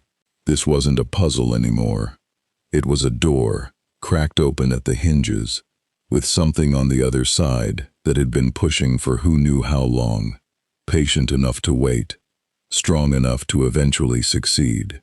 Robin, Nami said, gently, settling down beside her. You okay? I'm thinking about the ruin, Robin said quietly. Whoever built that ward, whatever civilization, whatever tradition, they didn't do it carelessly. Bindings like this take generations sometimes, whole lineages of people, dedicating their lives to holding a door shut that most of them would never live to see threatened. She looked up, and there was something old and sad in her expression, the specific grief she carried for lost histories that nobody else in the crew fully understood, but all of them respected. And we walked in, took it off its foundation because it looked valuable, and cracked a hole in something that took that much devotion to build. I don't feel good about that, regardless of how understandable the mistake was. We didn't know, Nami said. I know we didn't know, Robin said. That doesn't undo the crack. Luffy, listening from a few feet away, said nothing for a long moment, which was, itself, unusual enough that Nami glanced over at him, half expecting him to already be asleep. He wasn't. He was watching Robin with the same flat, focused attention he'd given the man in the alley, the same look that meant he'd already, quietly, decided something. Then we fix it, he said, finally, simply, whatever it takes. We didn't mean to break it, but it's ours now. We're the ones carrying it, so it's our job to fix it. That's just how it works. It's not that simple, Luffy, Robin said, though there was, faintly, warmth under the correction. Most things aren't, Luffy agreed, unbothered. Doesn't mean we don't do it anyway. Robin looked at him for a long moment, and something in her tired expression eased. Just slightly. Not solved, not fixed, but shared in a way that made the weight of it marginally more bearable, the way it always did when Luffy reduced an impossibly complicated problem down to its simplest, most stubbornly hopeful shape. "All right, Captain," she said finally, with the ghost of her usual dry smile returning. "We fix it." Outside, the city carried on around them, indifferent to the quiet, heavy conversation happening in a broken-roofed warehouse at its eastern edge. Traffic and distant sirens, and the low electric hum of a metropolis that had no idea yet how close it might be standing to a door that had been cracked open by accident, by people who hadn't meant any harm, carrying a weight none of them had asked for, and none of them now intended to put down. Above the warehouse, unnoticed by anyone below, the slab's faint golden pulse came and went once more in the dark. A little brighter this time than it had been that afternoon, a little longer before it faded. And somewhere on the other side of whatever door it guarded, patient and old, and utterly indifferent to the lives it was about to upend, something continued, slowly, deliberately, to push. 3 floors below ARGUS headquarters, in a room with reinforced walls and a viewing window disguised as ordinary two-way glass, Amanda Waller stood with her arms crossed, watching 6 people she had personally selected argue with each other, and found the whole scene, as she often did, quietly satisfying, in a way she rarely admitted to anyone. "You want us to what?" said the woman in the corner. Dark hair, dry eyes, a scar running the length of one forearm she made no effort to hide. Harley Quinn sat backward on a metal chair, chin resting on crossed arms, regarding the tablet Waller had just set on the table, with the specific unimpressed skepticism she reserved for anything that sounded like extra homework. "Recon on a pirate ship. In Gotham. You know we usually get sent after, like, actual threats, right? Not boats." "The boat," Waller said, without inflection, "arrived via an unregistered interdimensional breach that punched a hole through a warehouse roof, and is currently housing 9 individuals with unverified capabilities, at least one of whom, according to preliminary field reports, can stretch his limbs to a length that defies conventional biology and threw a grown man 15 feet without visible effort. I would appreciate it if you took the assignment slightly more seriously than boats." Beside her, unbothered, a man with metal plating fused into half his skull, leaned back in his chair, tapping a rhythm against the table with 2 fingers. "Bruce Wayne's already crawling all over it," Deadshot said. "Waste of our time going in second, unless you've got a reason we're not hearing yet." "I have several reasons," Waller said. "The primary one is that Bruce Wayne's information does not automatically become my information, and I would prefer independent confirmation of exactly what we're dealing with before the League decides how much of it they're willing to share with the rest of us." She tapped the tablet, bringing up grainy satellite imagery of the warehouse, the ship's hull visible through the broken roof. "I want a read on capability, temperament, and leverage points. Not engagement, not extraction. Observation only, and I will personally end the career of whichever one of you decides observation means something looser than that." "Leverage points," repeated a third voice, quieter, from the far end of the table. A woman with close-cropped hair and a stillness to her that made most people in the room, even the ones who'd known her for years, instinctively give her a wider berth than the room's dimensions strictly required. Killer Frost's eyes didn't leave the tablet. "You mean you want to know what scares them?" "I want to know what motivates them," Waller corrected. "Fear is one lever. It's rarely the most reliable one, and it's almost never the cheapest." Harley snorted. "That's rich, coming from the woman who runs this whole operation on a chip in the back of everyone's neck." "That," Waller said, entirely unbothered, "is a different lever, for a different room. Focus." She swept her gaze across the six of them, letting the silence do some of the work silence usually did in this particular room. "You'll go in soft. No masks, no weapons drawn, no engagement unless engaged first. Which, given what I've heard about their captain's temperament, is a real possibility. So plan for it, regardless of what I just said about observation only. I want a full profile within 48 hours. Capabilities, group dynamics, who holds real authority versus who just talks the most, and anything at all on that artifact Wayne's people are being cagey about." A pause. "And I want to know if any of them are approachable, recruitable." This crew didn't choose to be here. Displaced people in unfamiliar territory are, historically, considerably more open to an offer of genuine belonging than people with an established life to protect. I'd like to know if that door's open before Bruce closes it by making himself the obvious, respectable option. "You want to poach the pirates," Deadshot said, with the faint, appreciative amusement of a man recognizing a familiar kind of ruthlessness. "I want options," Waller said.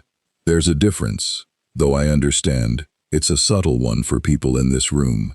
She straightened, gathering the tablet back up, done with the conversation as abruptly as she'd started it. 48 hours. Don't make me regret picking this crew for a job that started as, observe a boat. She left without waiting for further commentary, heels clicking away down the corridor with the specific unhurried authority of a woman who had never once needed to check whether her instructions would be followed, because they generally were, one way or another. Behind her, in the briefing room, Harley spun her chair back around properly, propping her boots up on the table with a grin that suggested she'd already decided this assignment was going to be considerably more interesting than boats had implied. "Okay, but for real," she said, to the room at large. "Anybody else kinda hoping the stretchy guy tries something? Been a slow month." "Every month's a slow month for you," Killer Frost said, standing, unhurried. "Doesn't mean go looking for the fast version." "Speak for yourself," Harley said, cheerful, already halfway out the door. "I like fast." The warehouse, that same evening, had settled into something almost resembling routine, as much routine as was possible for a crew whose ship was patched with scavenged Gotham scrap metal, and whose most pressing problem was a possibly cosmic doorway currently sitting in their library. Franky had finally called the repairs seaworthy, if not pretty, which for Franky was practically a victory lap. Sanji had cooked dinner out of a combination of crew stores and whatever Nami had managed to barter for at a dockside market that afternoon. She'd apparently discovered, with the specific delight of a born merchant, that Gotham currency operated on principles she found refreshingly exploitable. Usopp and Chopper had rigged a small perimeter alarm out of scrap wire, and what Usopp insisted was genuine Usopp brand ingenuity, which mostly meant it made a very loud noise if anyone tripped the wire, which it did, twice, both times triggered by a stray cat. The third trip, well after dark, was not a cat. "We've got movement," Zoro said, already on his feet before the wire had finished vibrating, hand on Watto's hilt. 6 figures dropped into the warehouse's perimeter, with the loose, unhurried confidence of people who did this kind of thing for a living. "No masks tonight. exactly as Waller had instructed, though the woman in the lead had face paint smeared in a pattern that made masks feel almost redundant. "Relax, relax," Harley said, hands up, grinning wide. "We're not here to start anything. Scout's honor. Well, not actual Scout's honor. I was never a scout, but you get the idea." "Who are you?" Sanji said, already between the newcomers and the ship, stance shifted, cigarette forgotten between his lips. "Task Force X," Deadshot said, unbothered by the sudden wall of tension, hands loose at his sides. "Waller sent us. Observation. That's it." She was very specific about the observation part, on account of apparently thinking real highly of your captain's ability to turn a friendly visit into a brawl. "Smart lady," Luffy said, appearing at the top of the Sunny's broken rail, entirely unbothered by 6 armed strangers standing in his warehouse, looking at them with the same open curiosity he greeted basically everyone with. "I'm the captain. You want to fight?" "See, this is exactly what she warned us about," Harley said, delighted, pointing at him. "You're doing the thing already?" I asked. "I didn't start anything," Luffy said, reasonably. "He's got you there," Killer Frost said, dry, arms crossed, studying the crew with a colder, more clinical version of the interest everyone else who'd visited had shown. Not hostility exactly, just the particular assessing stillness of someone who'd learned a long time ago that the safest way to survive a room was to catalog every exit and every threat in it before anyone else finished their introductions. Robin had come up from the library at the commotion, slab left safely below deck this time, and studied the 6 newcomers with careful, deliberate attention. "You're not the League," she said, "and you're not the woman who came by yesterday, Waller." "We work for her," Deadshot said. "Doesn't mean we're her. Big difference if you ask any of us." There was something almost weary in how he said it. Not quite bitterness, but the specific flatness of a man who had made peace, a long time ago, with the shape of the leash he wore. Nami, reading the room the way she read every room, fast, practical, already sorting the newcomers into categories of usefulness and risk, stepped forward. "You said observation, so observe. We're not going to pretend we're thrilled about it, but we're also not going to start a fight with 6 strangers in our own front yard for doing exactly what they said they'd do." "See?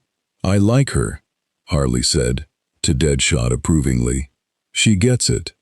I get that you're being watched by 4 different groups in 2 days, and none of you have offered us anything worth trusting yet," Nami said, evenly. "That's not the same as liking the situation." Something in that landed with more weight than Nami had probably intended. Killer Frost's expression didn't change, exactly, but something in her stance shifted. A fractional easing, the recognition of a kindred wariness. "Smart," she said, echoing, for the 3rd time in 2 days, a word that had apparently become the crew's unofficial rating on this world's assessment scale. Jinbe, who had been quiet near the stern through most of the exchange, finally spoke, his deep, measured voice carrying easily across the warehouse. "You said you work for her, not that you chose to." Deadshot's jaw tightened, just slightly. Astute. "Is it a fair arrangement?" Jinbe asked, genuinely curious rather than accusatory. The question of a man who had spent a considerable portion of his own life navigating the difference between service given freely and service extracted by circumstance. Nobody in Task Force X answered immediately, which was, in its own way, an answer. "It's the arrangement we've got," Harley said finally, with a shrug that didn't quite manage to be as light as she probably wanted it to look. "Don't get all sad-eyed about it, fish guy. We're not exactly here looking for a support group. I wasn't offering one," Jinbe said, mild. "Just asking a question." "Yeah, well." Harley looked away first, which told Jinbe more than any answer could have. "Ask a different one."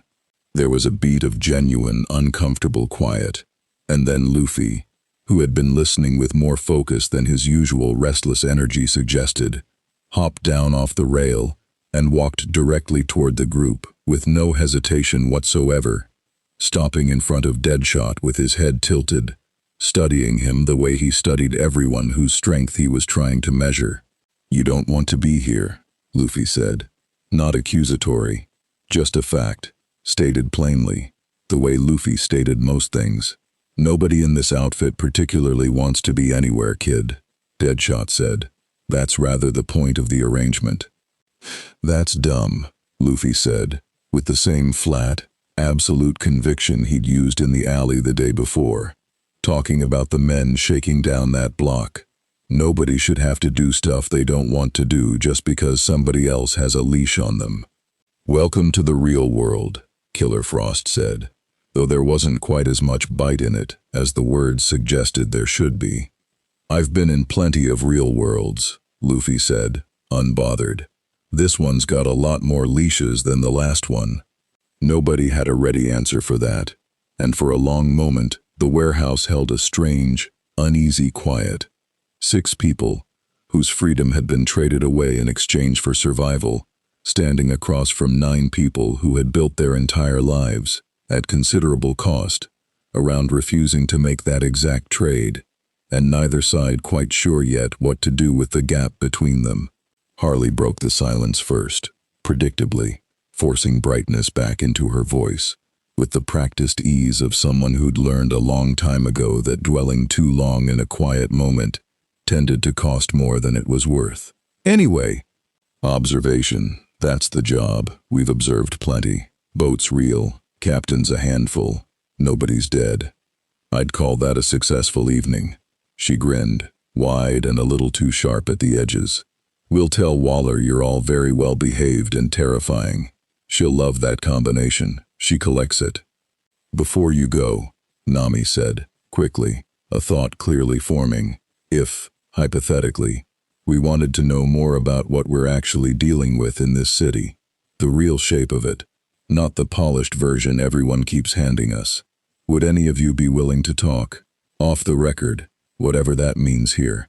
The 6 of them exchanged a glance, quick, wordless, the particular communication of people who'd spent enough time under the same leash to read each other without needing words for it. "Maybe," Deadshot said, finally, careful. "Depends what you're offering in return." "Nothing yet," Nami admitted, honest. "But we're new here, and everyone who's approached us so far wants something specific from us before they'll give us anything real. I'd rather have one relationship in this city that isn't built entirely on leverage." Killer Frost studied her for a long moment, something unreadable moving behind her eyes. "That's either very smart or very naive," she said finally. "Haven't decided which yet." "Ask me again in a week," Nami said, with a tired, genuine half-smile. "I'll probably know by then. Something in that. The honesty of it, the lack of any polished performance, seemed to land differently than anything else said that evening." Harley's grin softened, just slightly, into something a little more real. "Yeah, okay," she said. "Maybe we talk. No promises, but maybe." They left the way they'd come, dropping back over the warehouse's broken wall and out into the dark, and the crew stood there for a long moment in the quiet afterward, processing. "That was different," Usopp said finally. "They didn't want anything from us," Chopper said, small and thoughtful. "Not really. Not the way everyone else has. They wanted something," Robin said, quiet. "They just didn't get to choose whether they were allowed to ask for it.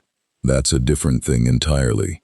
She looked toward the warehouse's broken wall, toward the dark where the 6 of them had disappeared, and something in her expression had gone distant and sad, in a way the crew had learned to recognize, the particular grief she carried for people trapped by circumstances not fully of their own making. "I think," she said, slowly, "that's the loneliest thing we've encountered in this city so far, and nobody's even tried to hurt us yet."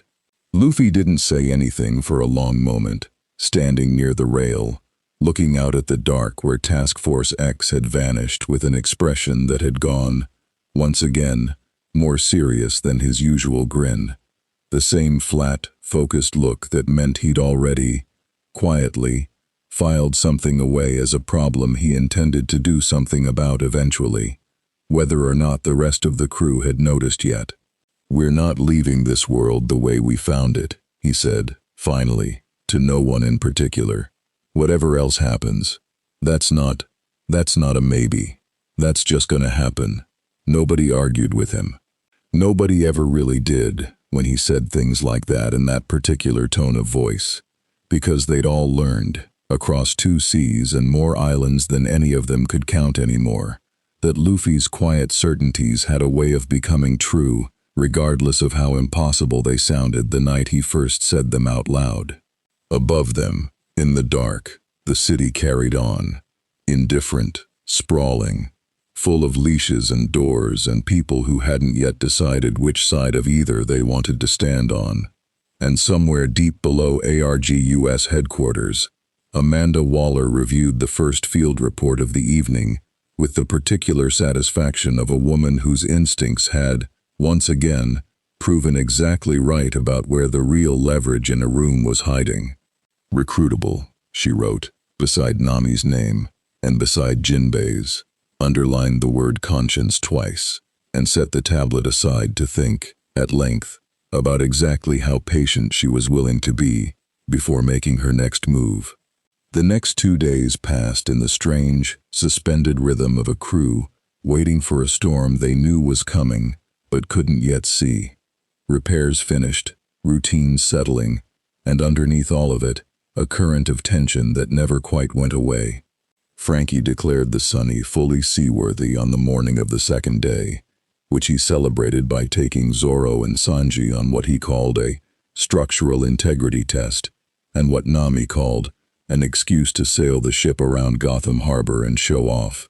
And honestly, both of them were probably right. The Sunny cut through the harbor's cold gray water like she belonged there, gulls scattering, dock workers stopping mid-task to stare at the impossible wooden ship gliding past container vessels 3 times her size, and for 1 hour, at least, the crew let themselves feel something like normal. It didn't last. Robin found Constantine again that evening, or rather, he found her, appearing at the warehouse's broken wall with a battered leather satchel over one shoulder, and the specific look of a man who had spent 2 days going through every occult text he owned and hadn't slept properly in most of them. "Got something," he said, without preamble, dropping the satchel onto a crate and pulling out a stack of yellowed pages, hand-copied diagrams covering most of them. Not an answer, a better question, which is sometimes all you get in this line of work. He spread the pages out, tapping one particular sketch, a spiral pattern that bore an unmistakable resemblance to the script on the slab. "This isn't from any tradition active on Earth.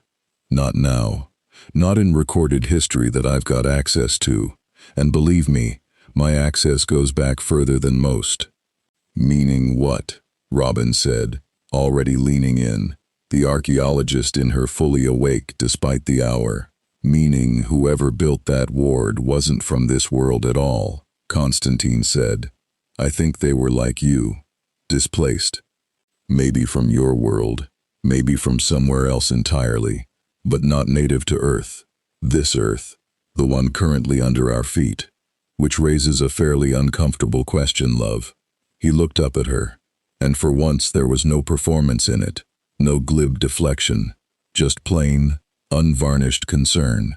If someone from outside this world built a doorward strong enough to hold for however many centuries it held, using knowledge nobody currently alive on this planet understands, what exactly did they think was bad enough to justify that kind of effort? Robin didn't answer right away. She sat with the question the way she sat with every difficult text, turning it over, testing its edges, refusing to reach for the comfortable interpretation just because it was comfortable. "You think it's connected to us," she said, finally. "Not just similar circumstances, actually connected." "I think it's too large a coincidence to ignore," Constantine said. "A displaced person building an interdimensional ward. A displaced crew, stumbling onto it centuries later, and cracking it open by accident. Either the universe has got a genuinely terrible sense of humor, or there's a thread here we're not seeing yet. Nami, listening from a few feet away, felt something cold settle in her stomach. "You think we were meant to find it," she said slowly. "Not by chance. I don't deal much in fate, generally speaking. Bad for the nerves. Believing in that sort of thing in my line of work," Constantine said. "But I don't believe in coincidences this large either. I think something wanted that door disturbed, and I think it's been very patient about arranging the circumstances." The warehouse went quiet, the weight of that settling over everyone within earshot. "Dr. Fates agreed to come," Constantine added, after a moment, breaking the silence. "Tomorrow evening." Zatanna twisted his arm. "He doesn't usually bother with anything this recent, historically speaking, prefers threats with a bit more pedigree, but apparently a ward built by an entirely unknown non-terrestrial tradition got his attention regardless." He started gathering his pages back into the satchel.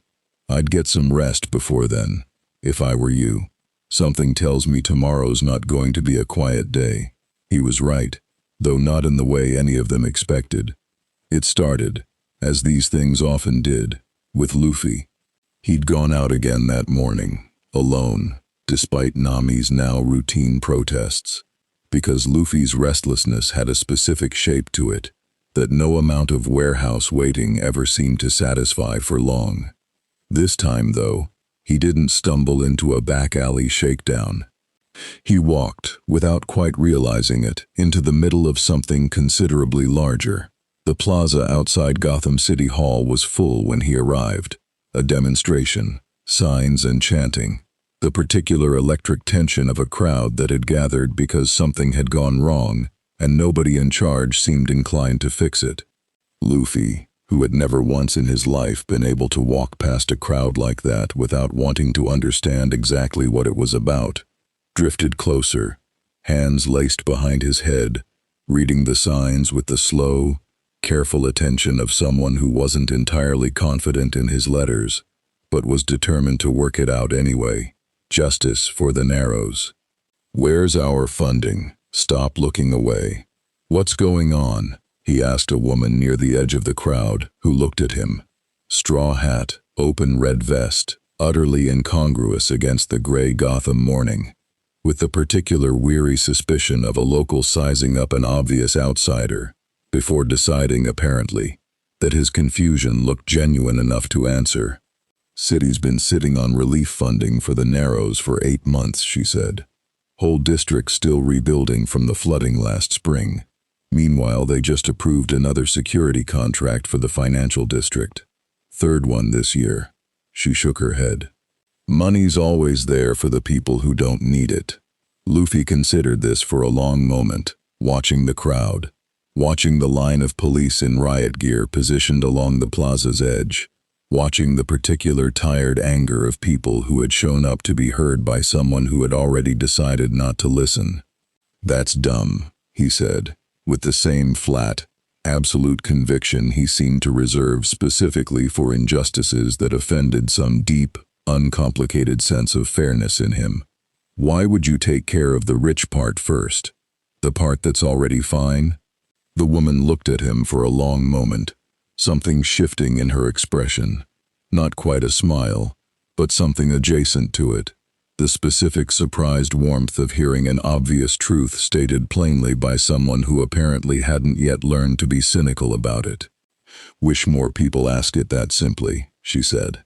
The demonstration held for another 20 minutes. Chanting, a few speeches from a small stage near the city hall steps, before the tension in the crowd tipped, the way tensions in crowds sometimes did, from something with a shape into something without one. Someone near the front threw a bottle. The police line shifted, shields coming up, and Luffy watched with growing, uncomfortable focus as batons came out and the crowd's edges started to buckle inward under sudden, organized pressure. He didn't think about it. He never really did, in moments like this.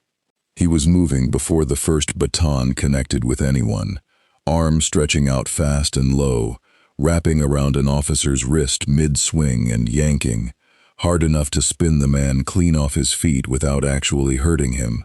A controlled, precise use of force that surprised everyone in range, including, briefly, Luffy himself, who didn't often bother with that level of restraint, but found himself reaching for it instinctively, some instinct telling him this wasn't a fight he wanted to escalate, just one he wanted to stop.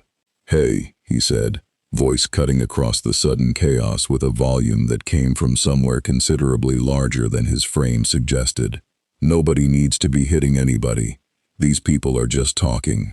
The plaza, for one suspended moment, froze.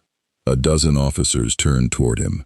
100 protesters turned toward him, and Luffy stood in the middle of the gap he'd just created, arm retracting back to normal length with a faint elastic snap, entirely unbothered by the fact that he had just become, in the space of 4 seconds, the single most interesting thing happening in downtown Gotham. "Stand down," one of the officers said, weapon raised, voice tight, with the particular fear of someone who had just watched physics do something it wasn't supposed to do. "Now, I'm not the one you should be worried about," Luffy said, entirely reasonable, hands still loose at his sides. "I didn't hurt anyone. I just stopped someone else from getting hurt. That's different." "That's not how this works." "Maybe it should," Luffy said, and there was something in his voice now. Not aggression, not quite, but a certainty that carried its own kind of weight.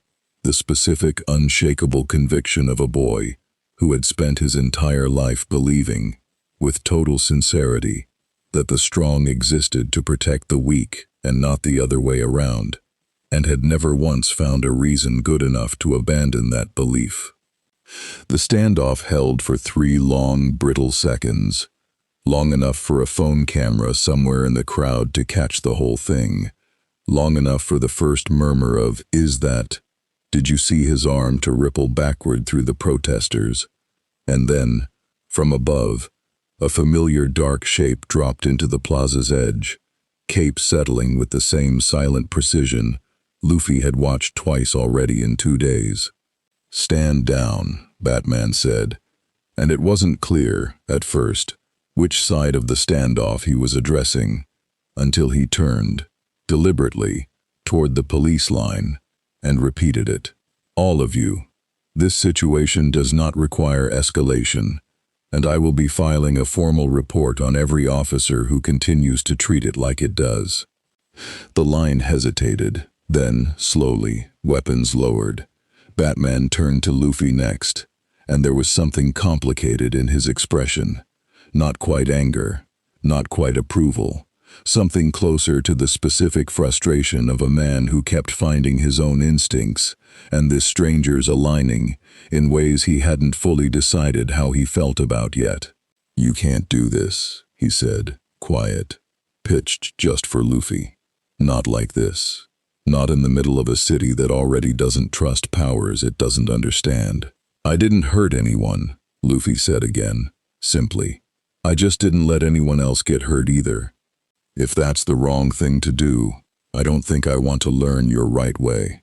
Something flickered across Batman's face, brief, unreadable, gone before it fully formed. "That's not what I said.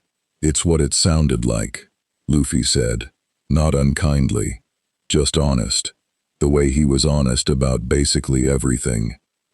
"Look, I get that you've got rules here, chains of command, procedures, whatever.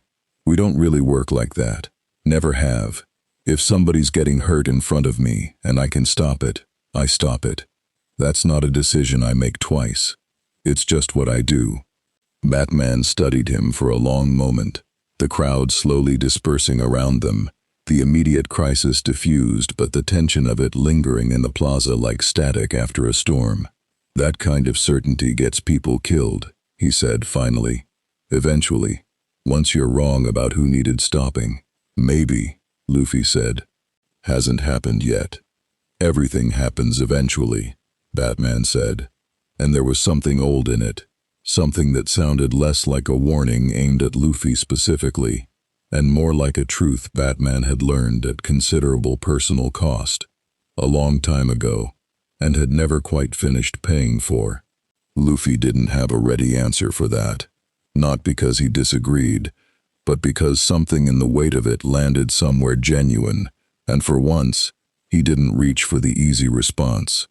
He just nodded, slowly, filing it away the way he filed away everything that mattered, and looked back out at the plaza, at the protesters still gathering their signs, at the woman he'd spoken to earlier watching the whole exchange with an expression that had shifted, in the space of 10 minutes, from weary resignation into something that looked, cautiously, like hope. "I'm not gonna promise I'll do it different next time," Luffy said, finally, honest to the last. "But I heard you. I'll think about it." It wasn't the answer Batman wanted. It was, Robin would later point out, when Luffy recounted the whole thing back at the warehouse, probably the most honest answer he could have given, and possibly the only one that would have actually meant something. By the time footage of a stretch-armed stranger stopping a police baton mid-swing hit local news that evening, grainy, shaky phone camera footage, no name attached, just a description that spread through the city faster than any official statement could catch up to, Gotham had already started asking a question that would follow the Straw Hats for the rest of their time in this world. Whispered in bars and shouted in comment sections and debated in exactly the kind of rooms where Amanda Waller and Bruce Wayne and Lena Luthor all, independently, watched the same footage with 3 very different expressions on 3 very different faces. Whose side is the pirate on? None of them yet had an answer good enough to satisfy themselves, let alone the city. But all 3 of them, in their separate rooms, understood the same uncomfortable truth settling in behind the question. Whatever Luffy was, he wasn't waiting for permission to decide it for himself. Dr. Fate arrived the following evening the way weather arrives, not walking in so much as simply becoming present, gold helm catching the last light through the warehouse's broken roof, cloak settling around him with a stillness that made even Zoro, who did not spook easily, take an involuntary half-step back. "The relic," Fate said, without preamble, voice carrying an echo that didn't belong to any single throat. "Show me." Robin, steadier than the moment probably warranted, held up the slab without flinching. "Zatanna said you might recognize the tradition. Constantine thinks it wasn't built by anyone native to this earth." "Constantine," Fate said, "is, for once, correct." The helm tilted, studying the slab from several feet away without approaching, ancient and unhurried. This was not built by human hands, nor by any tradition of magic this world has produced. The craft is older than that, older than most things I have cause to call old, and I have called a great many things old in my time. "Can you tell what's on the other side?" Nami asked. "I can tell you what the ward is built to prevent," Fate said. "Not precisely what waits beyond it. The binding is too well constructed for even careful study to breach without triggering the very failure we're trying to avoid. But the shape of the ward tells its own story. Wards like this are not built against beasts or spirits or singular threats. They are built against incursions, against a force that does not stop, does not negotiate, and does not diminish with time. Whoever raised this ward understood they were not defending against an enemy. They were defending against a tide." The warehouse had gone very still. "A tide of what?" Usopp asked, voice smaller than he probably wanted it to be. "That," Fate said. "I cannot tell you with certainty, but I can tell you this. The ward's degradation is no longer gradual. It has begun accelerating in the last 2 days, coinciding, I would guess, with the growing attention this object has drawn from every faction in this city capable of sensing it." The helm turned, slow and deliberate, taking in each member of the crew in turn. Attention has a weight in matters like this. The more minds that reach toward something sealed, the more strain the seal endures. Every party currently circling you, The government agency, the corporation, even well-intentioned allies, each inquiry, each attempt to study or claim this object, wears at what little integrity remains. Robin's grip on the slab tightened, almost imperceptibly. So the people trying to help are making it worse. Not maliciously, Fate said. But yes, a ward like this was meant to rest, forgotten, undisturbed, for as long as its purpose required. It has instead become the single most sought-after object in this city, within the space of 4 days. That is not a condition it was built to survive indefinitely. Luffy, who had been listening with unusual stillness, finally spoke. So we need to stop everyone from poking at it, or fix it before it breaks all the way. Both, ideally, Fate said. Though I will tell you plainly, the second option is considerably harder than the first, and neither is guaranteed. Can you fix it? Robin asked. You said the craft's older than your traditions, but can it be resealed at all? There was a long pause before Fate answered, and something in the quality of that silence made every member of the crew brace, instinctively, for an answer they weren't going to like. I believe so, Fate said finally, but not alone, and not quickly. A binding of this scale and origin would require a working drawn from multiple traditions simultaneously. Mine, Zatanna's, likely Constantine's chaotic but occasionally useful contributions, and, critically, something drawn from whatever power originally cracked it. The helm turned toward Robin, direct and unmistakable. You disturbed it. Whatever connection exists between you and that ward's origin, and Constantine's suspicion that its makers were, like you, displaced from elsewhere, is not one I dismiss lightly. You may be necessary to the working itself, not merely a custodian of the object, a component of its repair. Robin went very still. Me specifically, or anyone connected to wherever we came from? I don't yet know, Fate said. That is one of several answers I intend to find before we attempt anything as dangerous as a working of this scale. The weight of that settled over the warehouse like a physical thing. Nami found herself moving closer to Robin without quite deciding to. An old instinct. The crew drawing in around each other the way they always did when a threat stopped being abstract and started having a shape with someone's name attached to it. How long do we have? Zoro asked, direct, cutting through the heavier implications to the practical question underneath. Days, Fate said. Not weeks, not any longer. The rate of decay I'm reading now suggests full failure within a week, perhaps less, if the attention on this object continues to grow at its current pace. A pause, and it will continue to grow. You have already drawn the notice of the League, of ARG-US, of at least one corporate interest, and, if the footage I've seen from yesterday's Plaza incident is any indication, the general public as well. That kind of visibility does not fade. It compounds. Sanji, arms crossed, jaw tight. So every day, we spend figuring out who to trust in this city is a day closer to that thing failing entirely. Yes, Fate said without softening it. Then we stop wasting days, Luffy said, standing, and there was a finality in it that cut through the fear settling over the rest of the crew, the specific grounding certainty he brought to every crisis that threatened to spiral past anyone's ability to hold on to it. Robin, you're not doing this alone. Whatever it turns out to need from you, whatever the working is, however dangerous, we're all in the room for it. That's not up for discussion. Luffy, not up for discussion, he said again, and the warmth under the stubbornness was unmistakable. The particular fierce, uncomplicated loyalty that had carried this crew through worse odds than a possibly cosmic doorway on the edge of failure.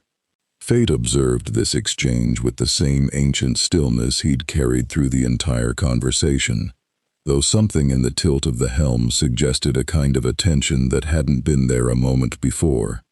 Not surprise, exactly, but the recalibration of an old being encountering something that still, after all this time, managed to be genuinely worth noticing.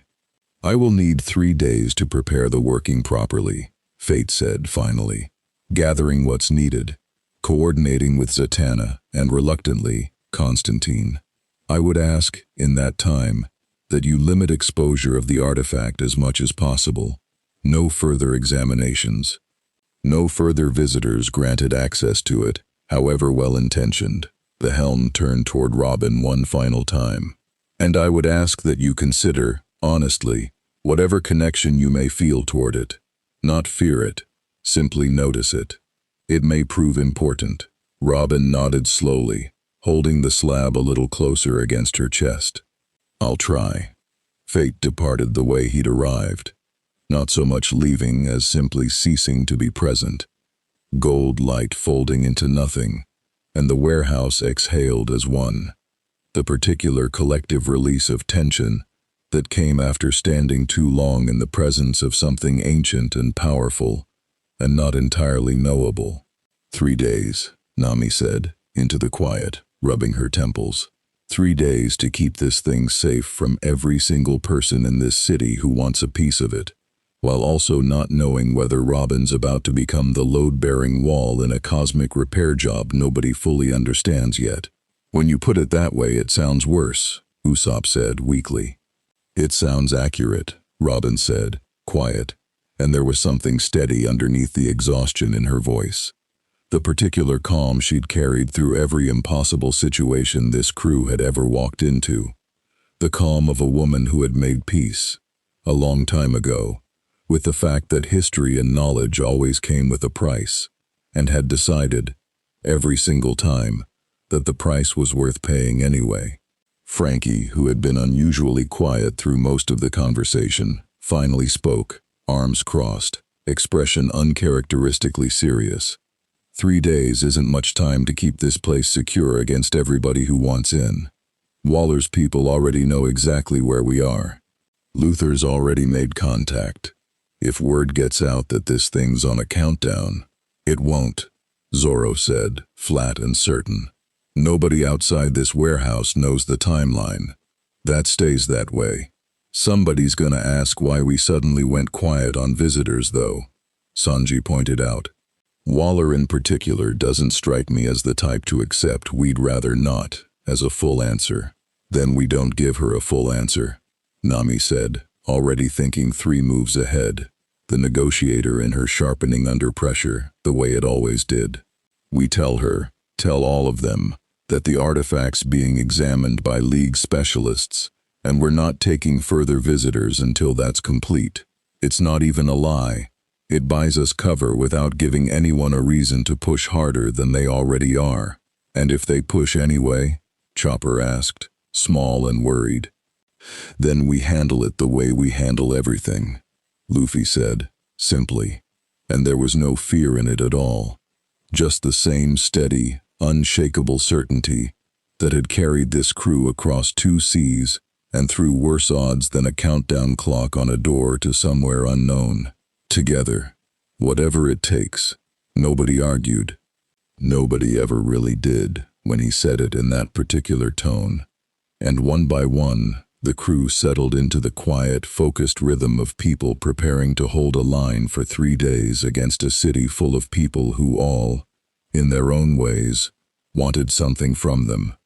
While somewhere beneath the warehouse floor, sealed for now, the slab pulsed once, faint and gold, in a rhythm that had, unmistakably, begun to quicken. The 3 days did not stay quiet for long. It took less than 1 for Lena Luthor to call. Not visit this time, but call. Through a burner phone Nami had bartered for at the dockside market and given, with some reluctance, to Robin specifically, in case anyone from LexCorp needed a direct line. Lena's voice on the other end was as smooth and unhurried as it had been in person, though there was an edge to it now that hadn't been there 4 days earlier. "I hear the League's got exclusive access to your artifact," Lena said, without preamble. "Funny," Because I distinctly remember offering an independent, non-institutional second opinion, and I distinctly remember you telling me you'd keep it in your back pocket. Feels like the pocket got a little one-sided. They're the ones with the expertise to actually study it safely, Robin said, carefully, sticking to the story Nami had crafted. We're not playing favorites. We just don't have the bandwidth to manage multiple examinations at once. A pause, and Robin could practically hear Lena recalculating on the other end. That's a very diplomatic non-answer. I respect it, even as I don't entirely believe it. Another pause, longer this time. I'll tell you something for free, since you clearly don't trust me enough yet to make it a fair trade. Bruce Wayne doesn't share information freely, not even with people he trusts. If that thing really is as dangerous as I suspect, and the League decides the safest move is containment rather than resolution, you may find yourselves with considerably less say in the outcome than you think you currently have. Is that a threat? Robin asked evenly. It's a prediction, Lena said, based on watching that family operate for most of my professional life. Think about it. The line went dead before Robin could respond, and she stood for a long moment in the quiet of the library, turning the words over, weighing how much of that was genuine warning, and how much was simply Lena continuing to angle for access by any means available. She didn't get long to weigh it, because the second day brought a visitor considerably harder to manage with a phone call. Waller arrived at midday, unannounced as ever, though this time she came alone. No agents, no tablet full of sensor readings, just her, standing in the warehouse's gap, with the particular patience of a woman who had already decided this conversation was going to happen on her terms, regardless of how it started. I understand you've gone quiet on visitors, she said, without preamble. League examination, apparently. Very thorough of them. That's right, Nami said, stepping up to meet her, careful and even. Funny, Waller said, because my contact inside Wayne Enterprises tells me Bruce hasn't logged a single additional visit to this location since Zatanna's initial assessment 3 days ago. No specialists, no equipment transfers, nothing that would suggest an active, ongoing examination of anything. She let that sit, watching Nami's face for a reaction with the particular clinical patience of someone who did this for a living and had never once been in a hurry to catch someone in a lie. So either the League is doing an unusually invisible job of studying your artifact, or you're managing something you'd rather I not know the details of. I'd genuinely like to know which. Nami didn't flinch, though the calculation behind her eyes moved fast, weighing every possible answer against how much damage each one might do. It's the second one, she said, finally, deciding, as she often did, in negotiations that mattered, that a partial truth held together better under pressure than a full lie. There's a timeline on something. I'm not going to tell you what, because it's not fully my secret to tell, and because I don't yet trust what you'd do with it. But it's not a threat to your city specifically. It's a problem we're trying to solve before it becomes one. Waller studied her for a long, silent moment, the kind of silence that felt less like judgment and more like recalculation, an experienced operator updating a model in real time. That's more honesty than I expected, she said finally. I appreciate it, even if it's incomplete. It's what I've got, Nami said. Then here's what I'll offer in return. Since apparently we're doing some version of fair trade today. Waller's tone shifted, slightly. Not warmer exactly, but more direct, the performative edge falling away. If this timeline you're managing goes badly, and things involving artifacts nobody fully understands tend to go badly more often than not, in my experience, I want you to remember that ARGUS has resources the League doesn't advertise. Faster response times. Fewer moral hand-wringing sessions before we act. I'm not telling you to trust me. I'm telling you that when the moment comes that you need help faster than Bruce Wayne's careful, deliberative process can provide it, You have my number." It was, Nami realized, the most honest thing Waller had said to them since the first night. Not an offer dressed as generosity, but a plain, transactional statement of exactly what she was and exactly what she could provide, with no attempt to make it sound like anything other than what it was. "I'll remember," Nami said. "Good." Waller turned to leave, then paused, the same theatrical half-turn she'd used before, though this time it felt less like performance and more like genuine afterthought. "One more thing. Your captain's little stunt at the plaza 2 days ago is still generating more chatter than you'd think, this deep into a news cycle that usually moves fast. People are asking questions about what he is, what your crew wants, whether you're heroes or something considerably harder to define." A pause. "I'd get ahead of that narrative soon, if I were you. Silence reads as either modesty or evasion in this city, and only one of those two readings works in your favor for very long."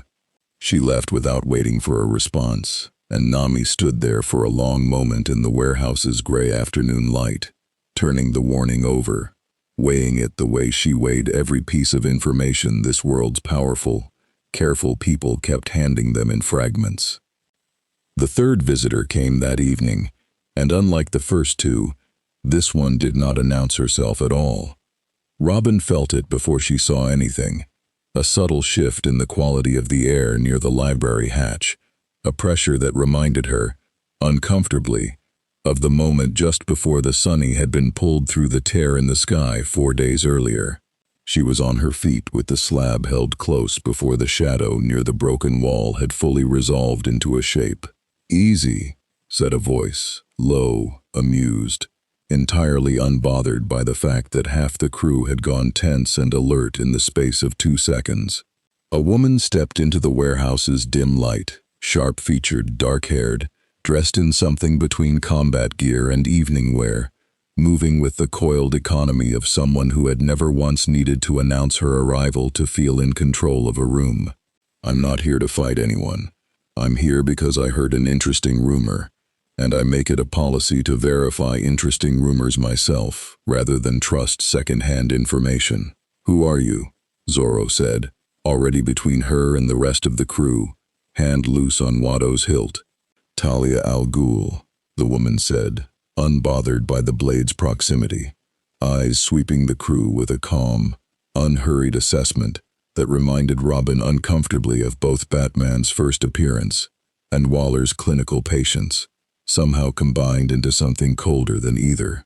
"I represent an organization considerably older and considerably less interested in this city's petty jurisdictional squabbles than either the League or Ms. Waller's little task force. My father's organization has tracked artifacts like the one your archaeologist is holding for centuries. I understand you may be facing a rather serious deadline regarding its stability." The warehouse went very still.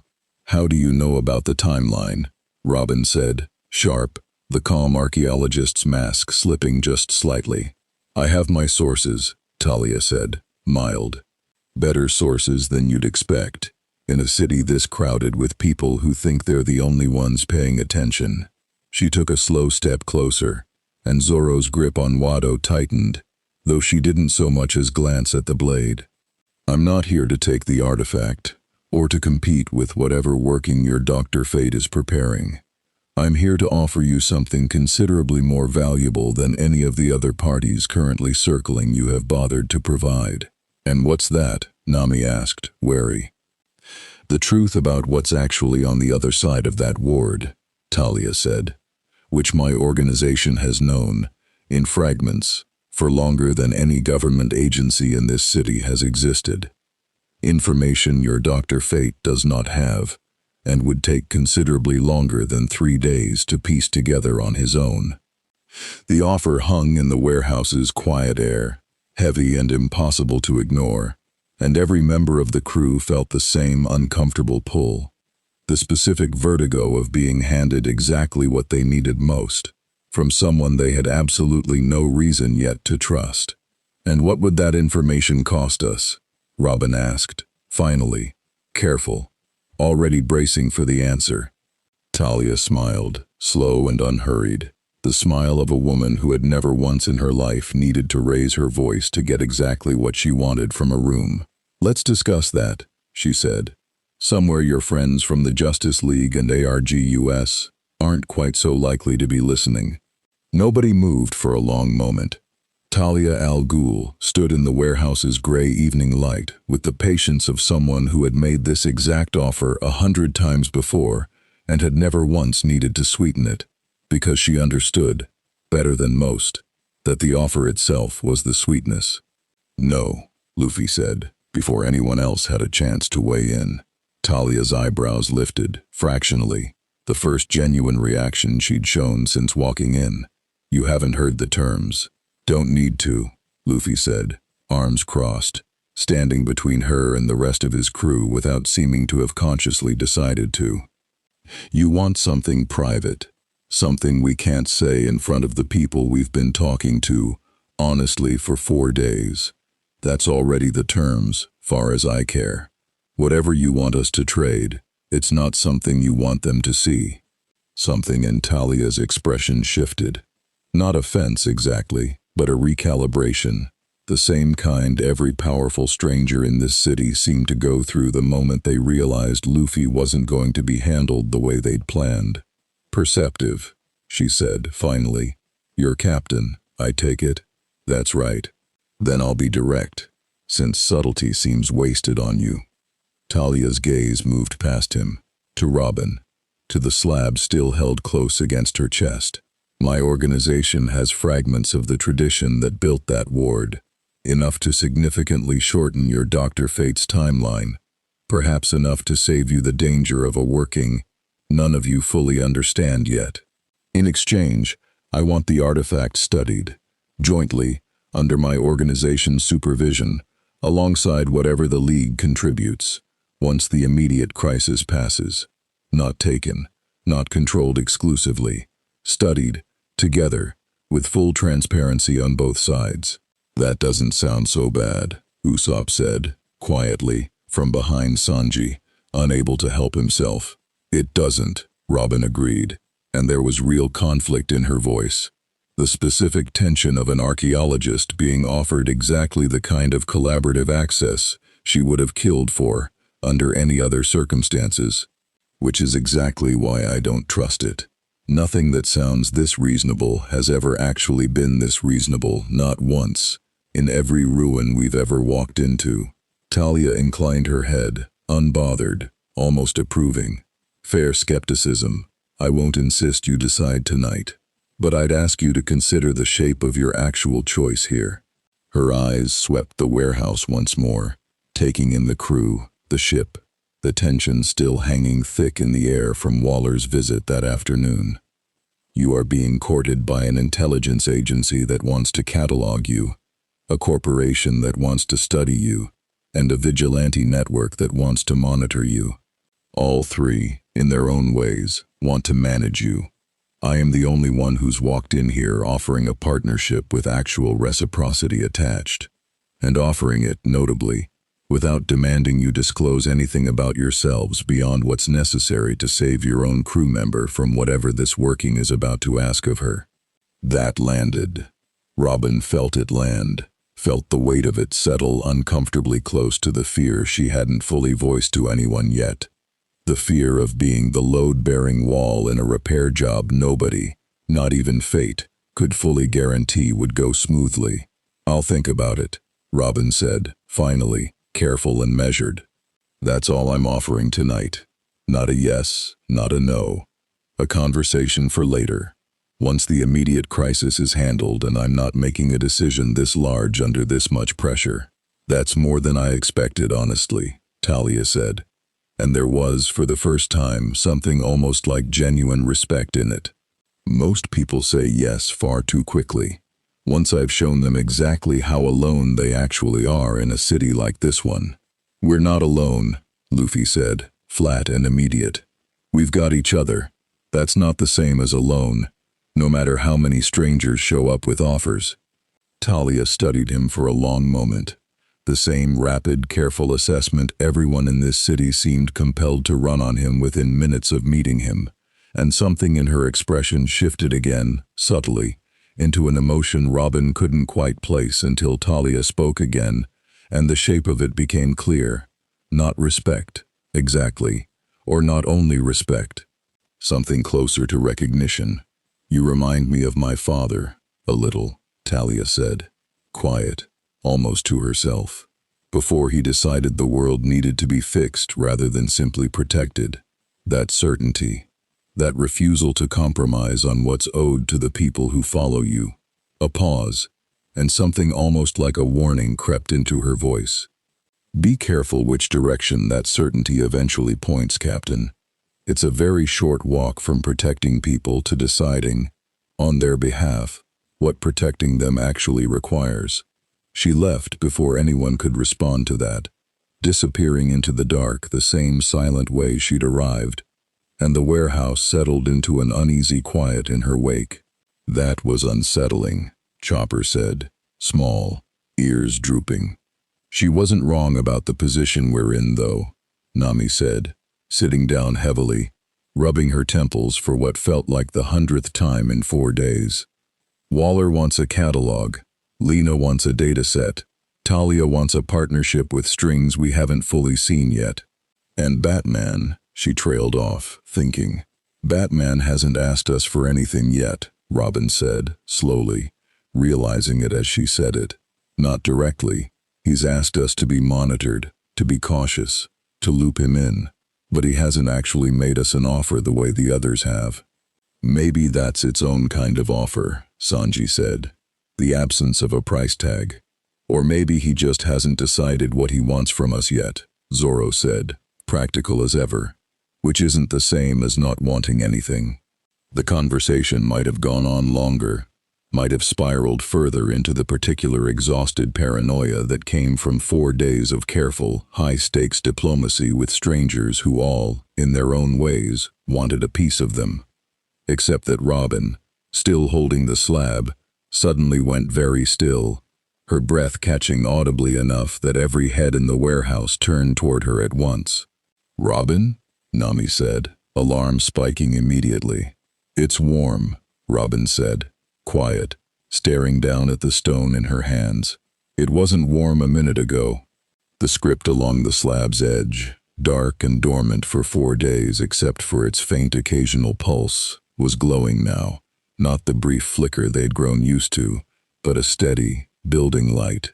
Gold shot through with threads of violet, the same colors that had torn open the sky over the Grand Line 5 days earlier. That's not good, Usopp said, voice climbing. That is extremely not good. Why is it doing that now? Fate said 3 days. It's only been. Everyone back, Robin said sharply, already moving toward the library hatch, setting the slab down carefully on the reinforced table they'd built specifically for this purpose. The light pulsed brighter, and for one terrible moment, the air around it seemed to bend, the way heat bends air over summer asphalt, a distortion that made Chopper whimper and back away, small hooves scrabbling for purchase. Franky, get everyone to the far end of the warehouse, Zoro said, already moving, sword half drawn. On it. Wait. Luffy's voice cut through the rising panic, sharp and commanding, in a way it rarely was, and everyone froze despite themselves, old instinct overriding fear. He was already moving toward the slab, not away from it, standing beside Robin with his usual reckless calm settling over his features, even as the light built toward something that felt, unmistakably, like a threshold about to be crossed. Luffy, get back, Nami started. It's not exploding, Luffy said, and there was something in his voice. Some instinct honed across 2 seas of facing things stronger than himself, that made even Nami pause. Feel it. It's not building toward a burst. It's building toward a door. Robin's eyes widened, understanding hitting her the same instant Luffy said it out loud. He's right. This isn't the ward failing entirely. It's failing now, faster than fate predicted, but it's not detonating. Something's actively pushing from the other side, right now, in this exact moment. Then we need fate, now. Not in 3 days, Sanji said, already reaching for the burner phone. There's no time, Robin said, and her voice had gone very quiet, very focused. The specific calm she reached for, only when a situation had gotten too dangerous for panic to serve any purpose. Whatever's coming, it's coming in minutes, not hours. The light built to a crescendo, gold and violet threading together into something that no longer looked like a glow at all, but like an actual, physical tear, opening in the air above the reinforced table, smaller than the one that had swallowed the Sunny 5 nights earlier, barely the size of a doorway, but unmistakably, terrifyingly the same phenomenon. And then, as quickly as it had built, it stopped. The tear hung there, suspended, gold-violet light rippling at its edges like water disturbed but not breaking, and through it, faint, distant, impossible to fully make out, came a sound. Not words exactly, something closer to a tone, low and resonant, carrying a weight that made every hair on Chopper's small body stand on end, and made even Zoro's grip on Watto tighten involuntarily.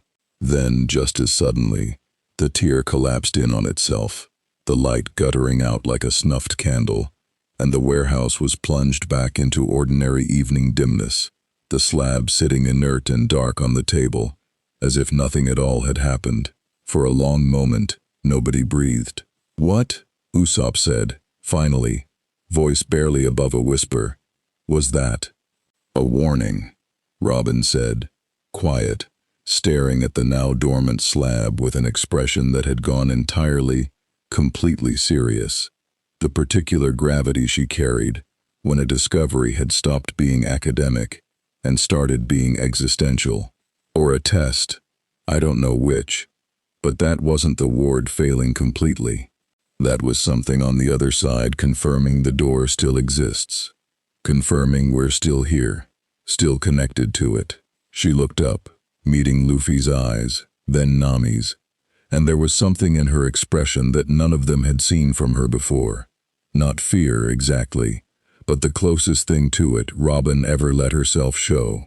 "It knows we have it," she said, "and I don't think it's willing to wait 3 more days." The words hung heavy in the warehouse's sudden silence, and outside, unnoticed by anyone inside, 3 separate sensors, one in a ARGUS monitoring station, one in the Batcave's deep sublevels, one in a LexCorp lab 40 stories above the city, all registered the same brief. Massive spike in dimensional energy at the exact same instant, and 3 very different people, in 3 very different rooms, reached for their phones at the exact same moment, already knowing, with cold certainty, that whatever careful timeline they'd all been operating on had just been torn up entirely. The warehouse filled up fast after that, faster than any of the previous 4 days, and with considerably less patience for the polite, careful diplomacy that had governed every visit so far. Batman arrived first, dropping through the gap in the roof less than 10 minutes after the tear had closed. Wonder Woman, a half-step behind him, both of them moving with none of the measured calm they'd shown on the first night. Zatanna appeared next, gold light blooming mid-warehouse, already mid-sentence before her feet fully touched the ground. "I felt that from 6 miles away," she said, breathless. "Fate's on his way," he says. "The working needs to happen tonight, not in 3 days. Whatever pushed against that ward just now was strong enough to register on instruments that shouldn't be sensitive enough to catch it at all." "We know," Robin said, standing beside the now dormant slab, steady despite everything, the archaeologist's calm settling back over her like armor. It opened, small, brief, but real. Something on the other side made contact. "Contact how?" Batman said, already scanning the room, the table, the crew's tense postures, cataloging everything with the specific rapid focus of a man recalibrating a plan in real time. "A sound," Zoro said, "not words, a tone. Felt like it was underneath the actual air, somehow. if that makes any sense. It doesn't, Batman said. But I believe you anyway. Wonder Woman had moved closer to the table, studying the slab with an expression Robin hadn't seen from her before. Not fear, but something more ancient, more personal. I've felt something like that before, she said, quiet. Not this exact signature, but that quality, a presence making itself known without fully arriving. It's a very particular kind of dread. She looked up, meeting Robin's eyes. You did the right thing, calling for help immediately, rather than trying to manage it alone. We didn't have much choice, Nami said. It happened too fast for choice. Dr. Fate arrived within the next few minutes, and unlike his first visit, there was no measured stillness to him now. The helm's gold surface seemed to pulse faintly with barely restrained urgency, and when he spoke, the ancient echo in his voice carried an edge none of them had heard from him before. The timeline has collapsed, he said, without preamble. What I estimated at 3 days has become, by my current reading, hours, perhaps less. The ward is not merely failing, it is being actively dismantled from the other side, and every additional hour we delay increases the likelihood of a full breach rather than a controlled one. Then we do it now, Luffy said. Immediate, no hesitation in it at all. Whatever the working needs. We're not waiting for a better night that isn't coming. Fate turned toward him, and for a long moment the ancient being studied the boy in the straw hat with something that might, in a being so old and so removed from ordinary concern, have passed for genuine consideration. You understand what I told your archaeologist. This working may require a component I do not fully understand, something drawn from her connection to wherever your world's traditions intersect with whatever built this ward. I cannot guarantee her safety in the attempt. I understand, Robin said, before Luffy could answer for her, steady and clear. I've understood since the first time you said it. I'm not backing away from it now, just because the timeline moved up. Robin, Nami started, alarm plain in her voice. I'm not asking permission, Robin said, gently, but with an unmistakable finality. I found this thing. I'm the reason it's cracked open at all, whether that was fair or not. If there's a version of tonight where I can help close it, I'm not going to be the reason we didn't try, just because it's frightening. Nobody argued with her, not because they weren't afraid. Every single one of them was, visibly, but because they had all, across years of sailing together, learned exactly when Robin's calm resolve was the kind that could be talked down, and when it was the kind that had already, quietly, made its peace with the risk. This was unmistakably the latter. Then we prepare, Fate said. Now, I'll need Zatanna. Constantine, where is he? Already coming, Zatanna said, phone in hand. Felt the spike same as the rest of us. He's maybe 5 minutes out. And I'll need the working to happen here, at the site of the artifact, with everyone present who has a stake in the outcome remaining at a controlled distance. Fate's gaze swept the room, settling briefly on Batman, on Wonder Woman, on the crew scattered around the warehouse's perimeter. This is not a working that benefits from an audience of every faction in this city, but I recognize the futility of asking half of Gotham's power structure to simply leave at this hour. So, everyone stays quiet, and everyone stays out of the working's radius, unless directly asked to contribute. Is that understood? A ripple of nods went around the room. Batman's tight and controlled, Wonder Woman's steady, the crew's varying between Nami's visible tension and Luffy's unshaken calm. Constantine arrived at a dead run, coat flapping, breathless in a way that suggested he'd sprinted considerably farther than 5 minutes' worth of distance. Right, he said, catching his breath against the warehouse's doorframe. Someone tell me what I missed, and somebody hand me a very strong drink after, because I've got a feeling tonight's going to earn it. Later, Fate said. Now, we work. What followed was unlike anything the Straw Hats had witnessed on any island. in any corner of either sea they'd ever sailed. Fate at the center, gold light building around him in slow, deliberate layers. Zatanna moving in a wide circle, murmuring words that bent the air itself. Constantine, considerably less graceful but no less focused, sketching symbols in chalk across the warehouse floor, with the specific frantic precision of a man improvising expertise he'd spent decades earning the hard way. And Robin, at the center of it all, holding the slab in both hands, eyes closed, murmuring something in a language none of the crew recognized. Not the poneglyph script she'd spent years studying, not anything from their world at all, but something that seemed to rise up out of her almost involuntarily, drawn out by the proximity of the working, the same way a tuning fork responds to a matching note.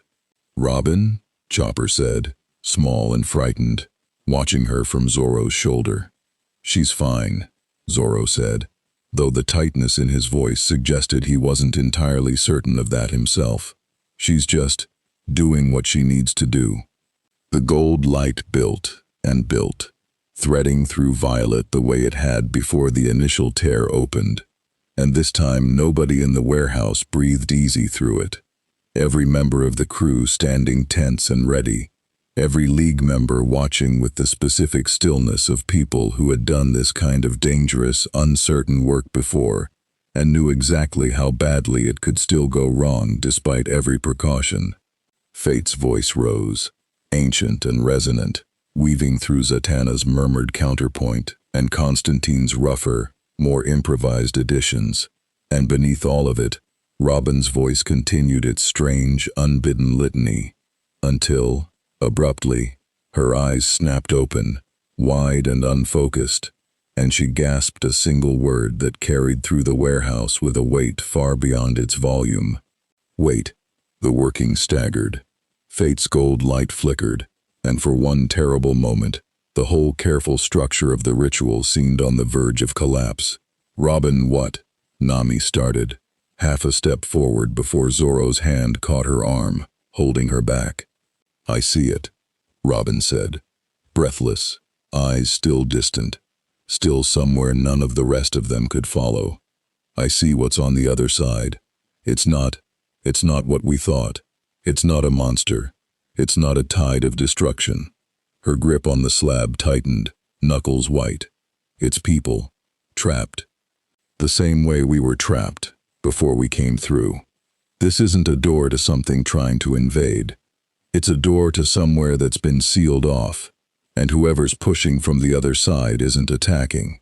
They're asking." The warehouse went utterly silent. "Asking for what?" Batman said, low, urgent. "Out," Robin said, and her voice cracked on the word, weighted with an emotion the crew rarely heard from her. Not fear, but something closer to grief, ancient and second-hand, and no less real for it. "They've been asking for out, for longer than any of us have been alive. And every ward built to hold this door shut, every tradition stacked on top of the last one across however many centuries, none of it was ever about keeping something monstrous contained." She looked up, finally, meeting Fate's helm directly. It was about keeping them from ever being heard. Fate's helm did not move for a long moment, and in a working this delicate, that stillness carried its own kind of danger. Zatanna's murmured counterpoint faltering slightly, Constantine's chalk hand pausing mid-symbol, the whole structure of gold and violet light hanging suspended on the edge of collapse, while everyone in the warehouse waited to see what an ancient being did with information that apparently contradicted centuries of assumed purpose. "Explain," Fate said, finally, voice carrying a weight that hadn't been there a moment before. "Quickly. The working will not hold indefinitely in this state." Robin's grip on the slab hadn't loosened, her eyes still distant, still half caught in whatever the working had opened inside her. "I don't have all of it, just fragments, impressions, the way you feel the shape of a room in the dark before your eyes adjust. But I felt intention, not malice. I felt exhaustion, not hunger. Whatever's on the other side, they've been asking to be heard for so long that the asking itself has worn a groove in the fabric of the ward.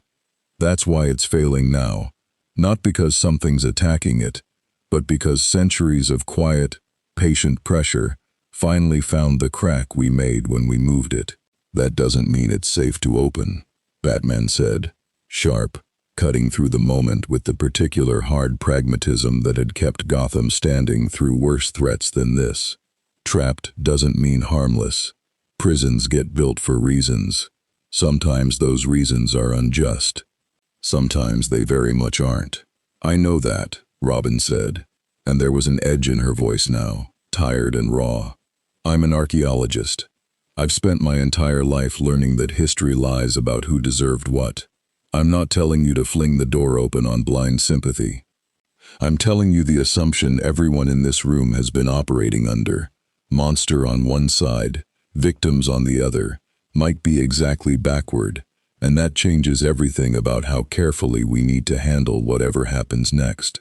Wonder Woman, who had been silent through most of the exchange, finally stepped forward, her voice steady in a way that cut through the rising tension like a blade through fog. Then we don't decide anything tonight beyond stabilizing the ward, she said. Fate. Can the working be adjusted? Reinforce the seal without severing it completely. Buy time to actually understand what's on the other side, before anyone commits to a permanent choice in either direction. Fate was quiet for a long moment, the gold light around him flickering with the particular strain of a working being renegotiated mid-cast. It is possible, he said finally. More difficult. It requires holding the door in a state of controlled tension, rather than either sealing it fully or allowing it to open. A compromise, and compromises in workings like this carry their own risks. But it is possible, if Nico Robin can maintain her connection through the adjustment. I can, Robin said, immediate, though the strain in her voice suggested it was costing her more than she was letting show. Then we do that, Luffy said, and there was something in his voice that cut through the room's tension the same way Wonder Woman's had. Not authority exactly, but the particular unshakable clarity he brought to moments when everyone else's fear threatened to make the decision for them, instead of letting anyone actually choose. We don't slam it shut on people who might just want to go home, and we don't fling it open without knowing what we're opening. We hold it, however hard that is, however long it takes. Fate's helm turned toward him, and for the second time that night, something in the ancient being's stillness suggested genuine consideration, rather than simple assessment. That is, in fact, the correct answer, Fate said, though I would caution you, Captain, that holding a threshold like this one is rarely a stable long-term solution. It buys time. It does not resolve the question. Then we use the time, Luffy said, simple and immovable. That's what time's for.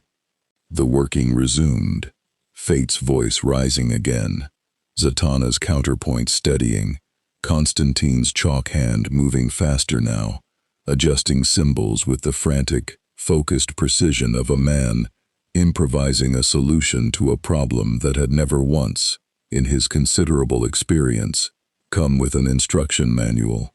Robin closed her eyes again, and the strange, unbidden litany returned to her lips. Except now, instead of the wide, disorienting flood of impressions from before, something more controlled took its place. A slow, careful negotiation playing out somewhere neither entirely in this world nor entirely in the next. Minutes stretched into something that felt considerably longer, the whole warehouse holding its breath around the working's fragile architecture, until, at last, the gold-violet light around the slab dimmed, not vanishing entirely, but settling into something steadier, quieter, a held note rather than a rising crescendo. Robin's eyes opened, and she swayed, catching herself against the reinforced table, breathing hard. Robin. Nami was at her side instantly, one arm around her shoulders, steadying her. I'm okay, Robin said, though her voice was thin, exhausted in a way none of them had seen from her before. It's holding, not solved, held. She looked toward Fate, who had lowered his hands, the ancient stillness settling back over him, though something in the set of his shoulders suggested even he had spent real effort on the working. How long does that buy us? Weeks, this time, Fate said. Perhaps a month, with careful maintenance. Considerably better than ours. But Miss Al Ghul's assessment was not wrong about one thing. This is not a solution. It is a stay, and stays end eventually, one way or another. The warehouse settled into an exhausted, uneasy quiet. The immediate crisis passed, but the larger question, what exactly waited on the other side, and what obligation, if any, this world owed to whoever was pushing against that door, hanging heavier over the room than the danger that had just passed. "We need to talk about what happens next," Batman said, finally, low and direct. "All of us. Not tonight. Everyone's spent, and decisions made exhausted are decisions made badly. But soon, because if what Robin felt is accurate, this isn't a threat to be contained anymore. It's a diplomatic problem, and I don't think any of us, the League, ARGUS, your crew, has the full picture yet to make that call alone." "Agreed," Wonder Woman said. "This isn't a decision for one faction to make unilaterally. Too much is at stake, on both sides of that door, for anyone to claim sole authority over the outcome." "That's a nice sentiment," Constantine said, wiping chalk dust off his hands, voice rough with exhaustion, but sharp as ever underneath it. "Genuinely. But you and I both know Waller's not going to sit quietly in a diplomatic circle once she hears there might be an entire displaced population on the other side of that thing. She's going to see either a resource or a threat, and she's going to move on that assessment a lot faster than any of us are ready for." Nobody had a good answer for that, because nobody in the room could honestly disagree. Luffy, still standing near Robin, one hand resting lightly on her shoulder in a rare, unguarded gesture of open concern, looked around at the exhausted faces filling the warehouse, heroes and pirates, and an ancient sorcerer and a cynical occultist, all of them, for one strange suspended night, united by the same impossible problem. "Whoever's on the other side," he said, quiet but carrying easily through the tired silence. "They've been waiting a long time to be heard. However this goes, whatever we end up deciding, I think the least we owe them is actually listening, before anybody decides for them what they deserve." He looked toward Batman, toward Wonder Woman, toward Fate. "That's not me trying to tell any of you how to run your world, but I've spent my whole life watching people decide other people's freedom for them because it was easier, or safer, or just what everybody'd always done. I'm not going to stand here and pretend I don't have an opinion about which side of that mistake I want to be on." The words settled over the room with more weight than their casual delivery suggested, and for a long moment nobody spoke, the crew watching their captain with quiet, familiar pride. The assembled heroes and sorcerers watching him with the particular recalibration that seemed to happen, again and again, every time this loud, reckless, straw-hatted stranger said something that cut cleaner to the heart of a problem than anyone with considerably more experience had managed. "No," Batman said, finally, quiet. "I don't think you are pretending that." Outside the warehouse, the city carried on in the dark, indifferent as ever to the enormity of what had just been decided within its walls. A threshold held rather than closed, a question deferred rather than answered, and a captain in a straw hat who had, without quite meaning to, planted a flag in the middle of a fight that was about to become considerably larger than any of them, hero or pirate alike, had bargained for when the sun first rose over a warehouse roof 5 days earlier. The weeks that followed the working settled into something the crew hadn't expected to find in this world at all. A rhythm, not peace exactly. Nothing about their situation qualified as peaceful, not with a held threshold quietly straining somewhere beneath the warehouse floor, not with Waller's people still circling at a careful, patient distance, not with the specific unresolved tension of 9 displaced pirates trying to figure out what, exactly, they owed a city that had never asked to receive them. But a rhythm nonetheless. Mornings that started with Sanji's cooking, and Franky's continued, increasingly unnecessary tinkering with the Sunny's hull. Afternoons that folded into careful, deliberate meetings between factions, who had spent the better part of a month learning to speak to each other without immediately reaching for leverage. It started small. Batman convened the first real council 2 days after the working, not in the warehouse, but in a converted space beneath Wayne Tower that Nami privately clocked as considerably more secure and considerably better funded than anything ARGUS had shown them, which told her plenty about exactly how seriously this was being taken. Wonder Woman attended. Zatanna and Constantine, an odd pairing that had somehow become a genuine working partnership over the preceding weeks, attended together. Fate appeared for the parts that mattered, and vanished for the parts that didn't, in the specific way ancient beings apparently reserved the right to do. Waller came too, and to everyone's mild surprise, she came without an agenda dressed as generosity. She simply listened, for once, arms crossed, expression unreadable, absorbing everything Robin had to say about what she'd felt during the working with the particular focus of a woman, recalibrating an entire operational framework in real time. So they're not a threat, Waller said, at the end of Robin's account, flat and careful. They're refugees. I don't know that for certain, Robin said, honest as always. I know what I felt. I know it read as exhaustion and longing, rather than hunger or malice. I don't know their full history, their full culture, whether every single person on the other side shares the same intention as whatever voice reached through to me. I'm not going to pretend certainty I don't have. That's a more honest answer than most people in this room would have given me, Waller said, and there was, for once, something almost like respect in it. Fine.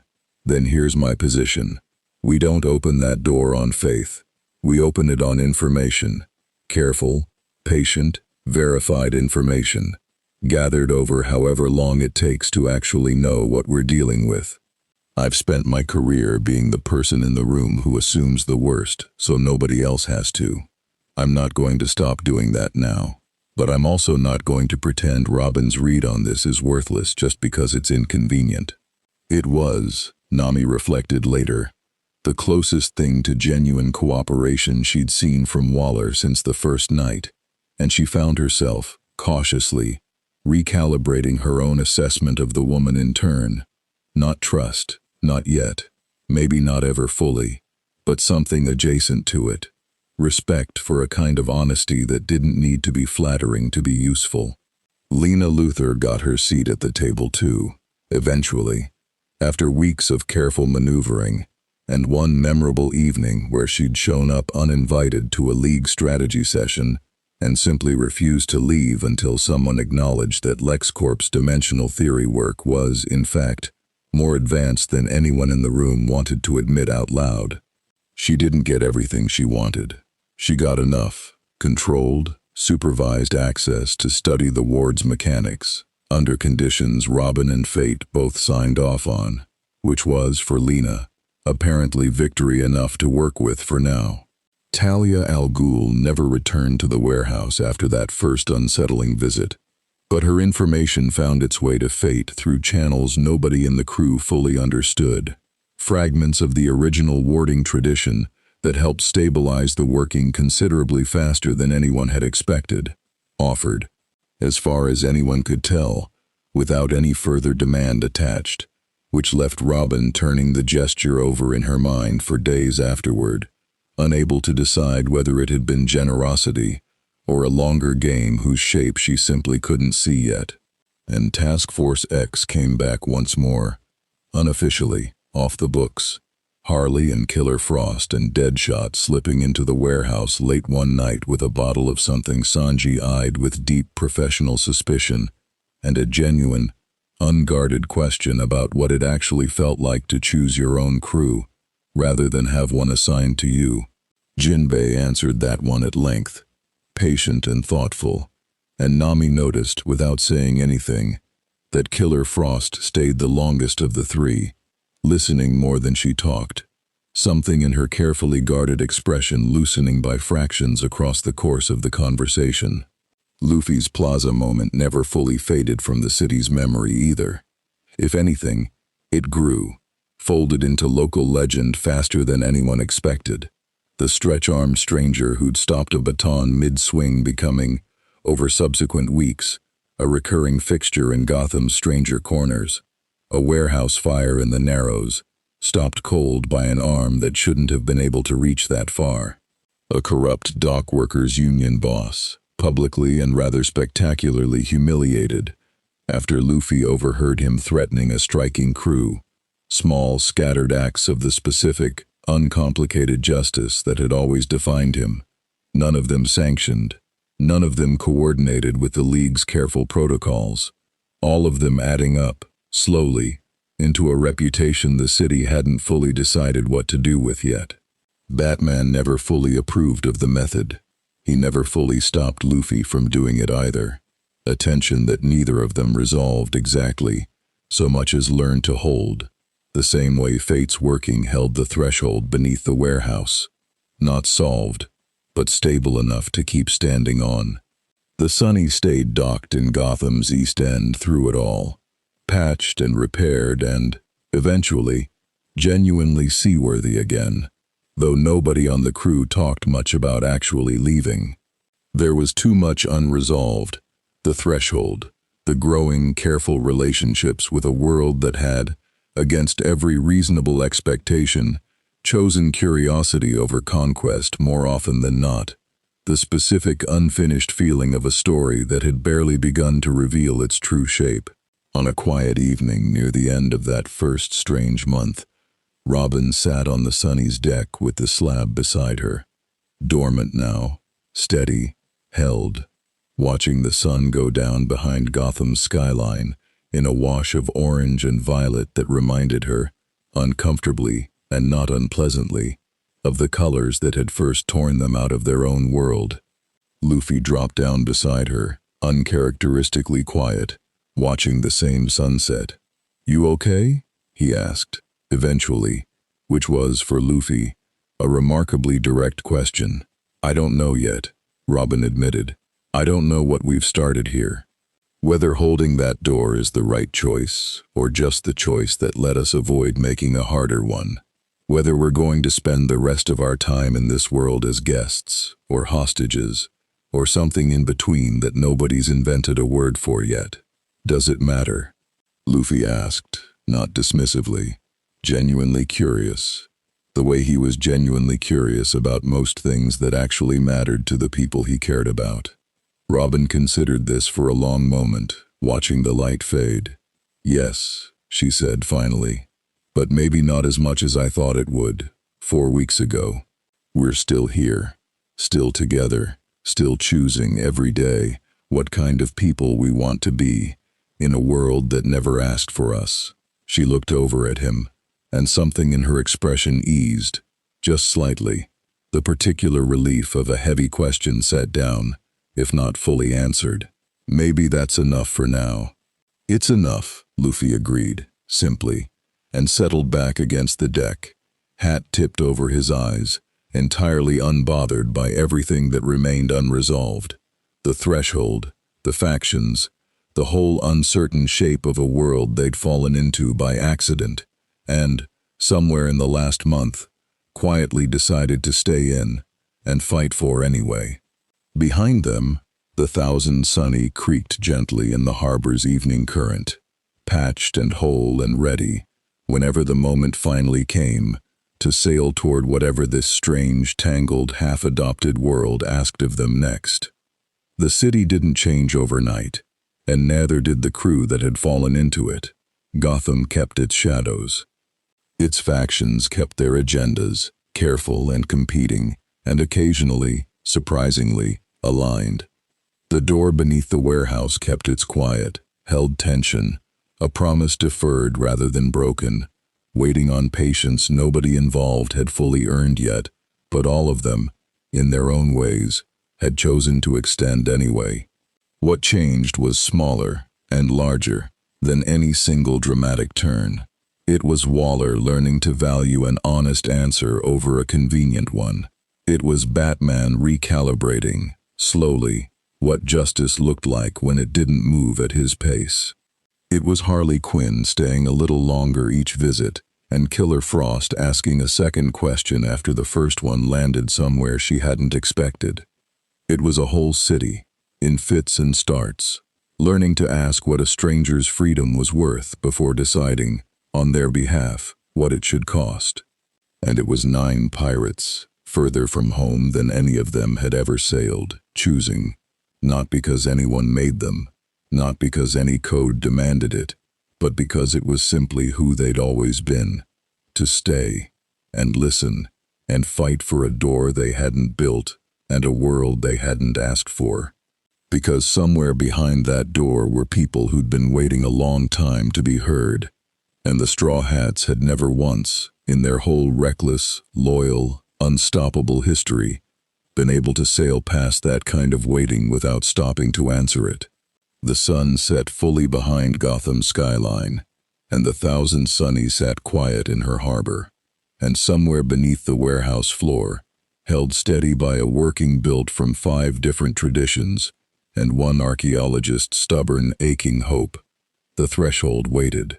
Not closed, not open, simply patient, the way all the best stories are, for whatever came next. That's the full 15-section script, locked at the unraveling approach with cinematic intense prose throughout. Canon names honored across both universes.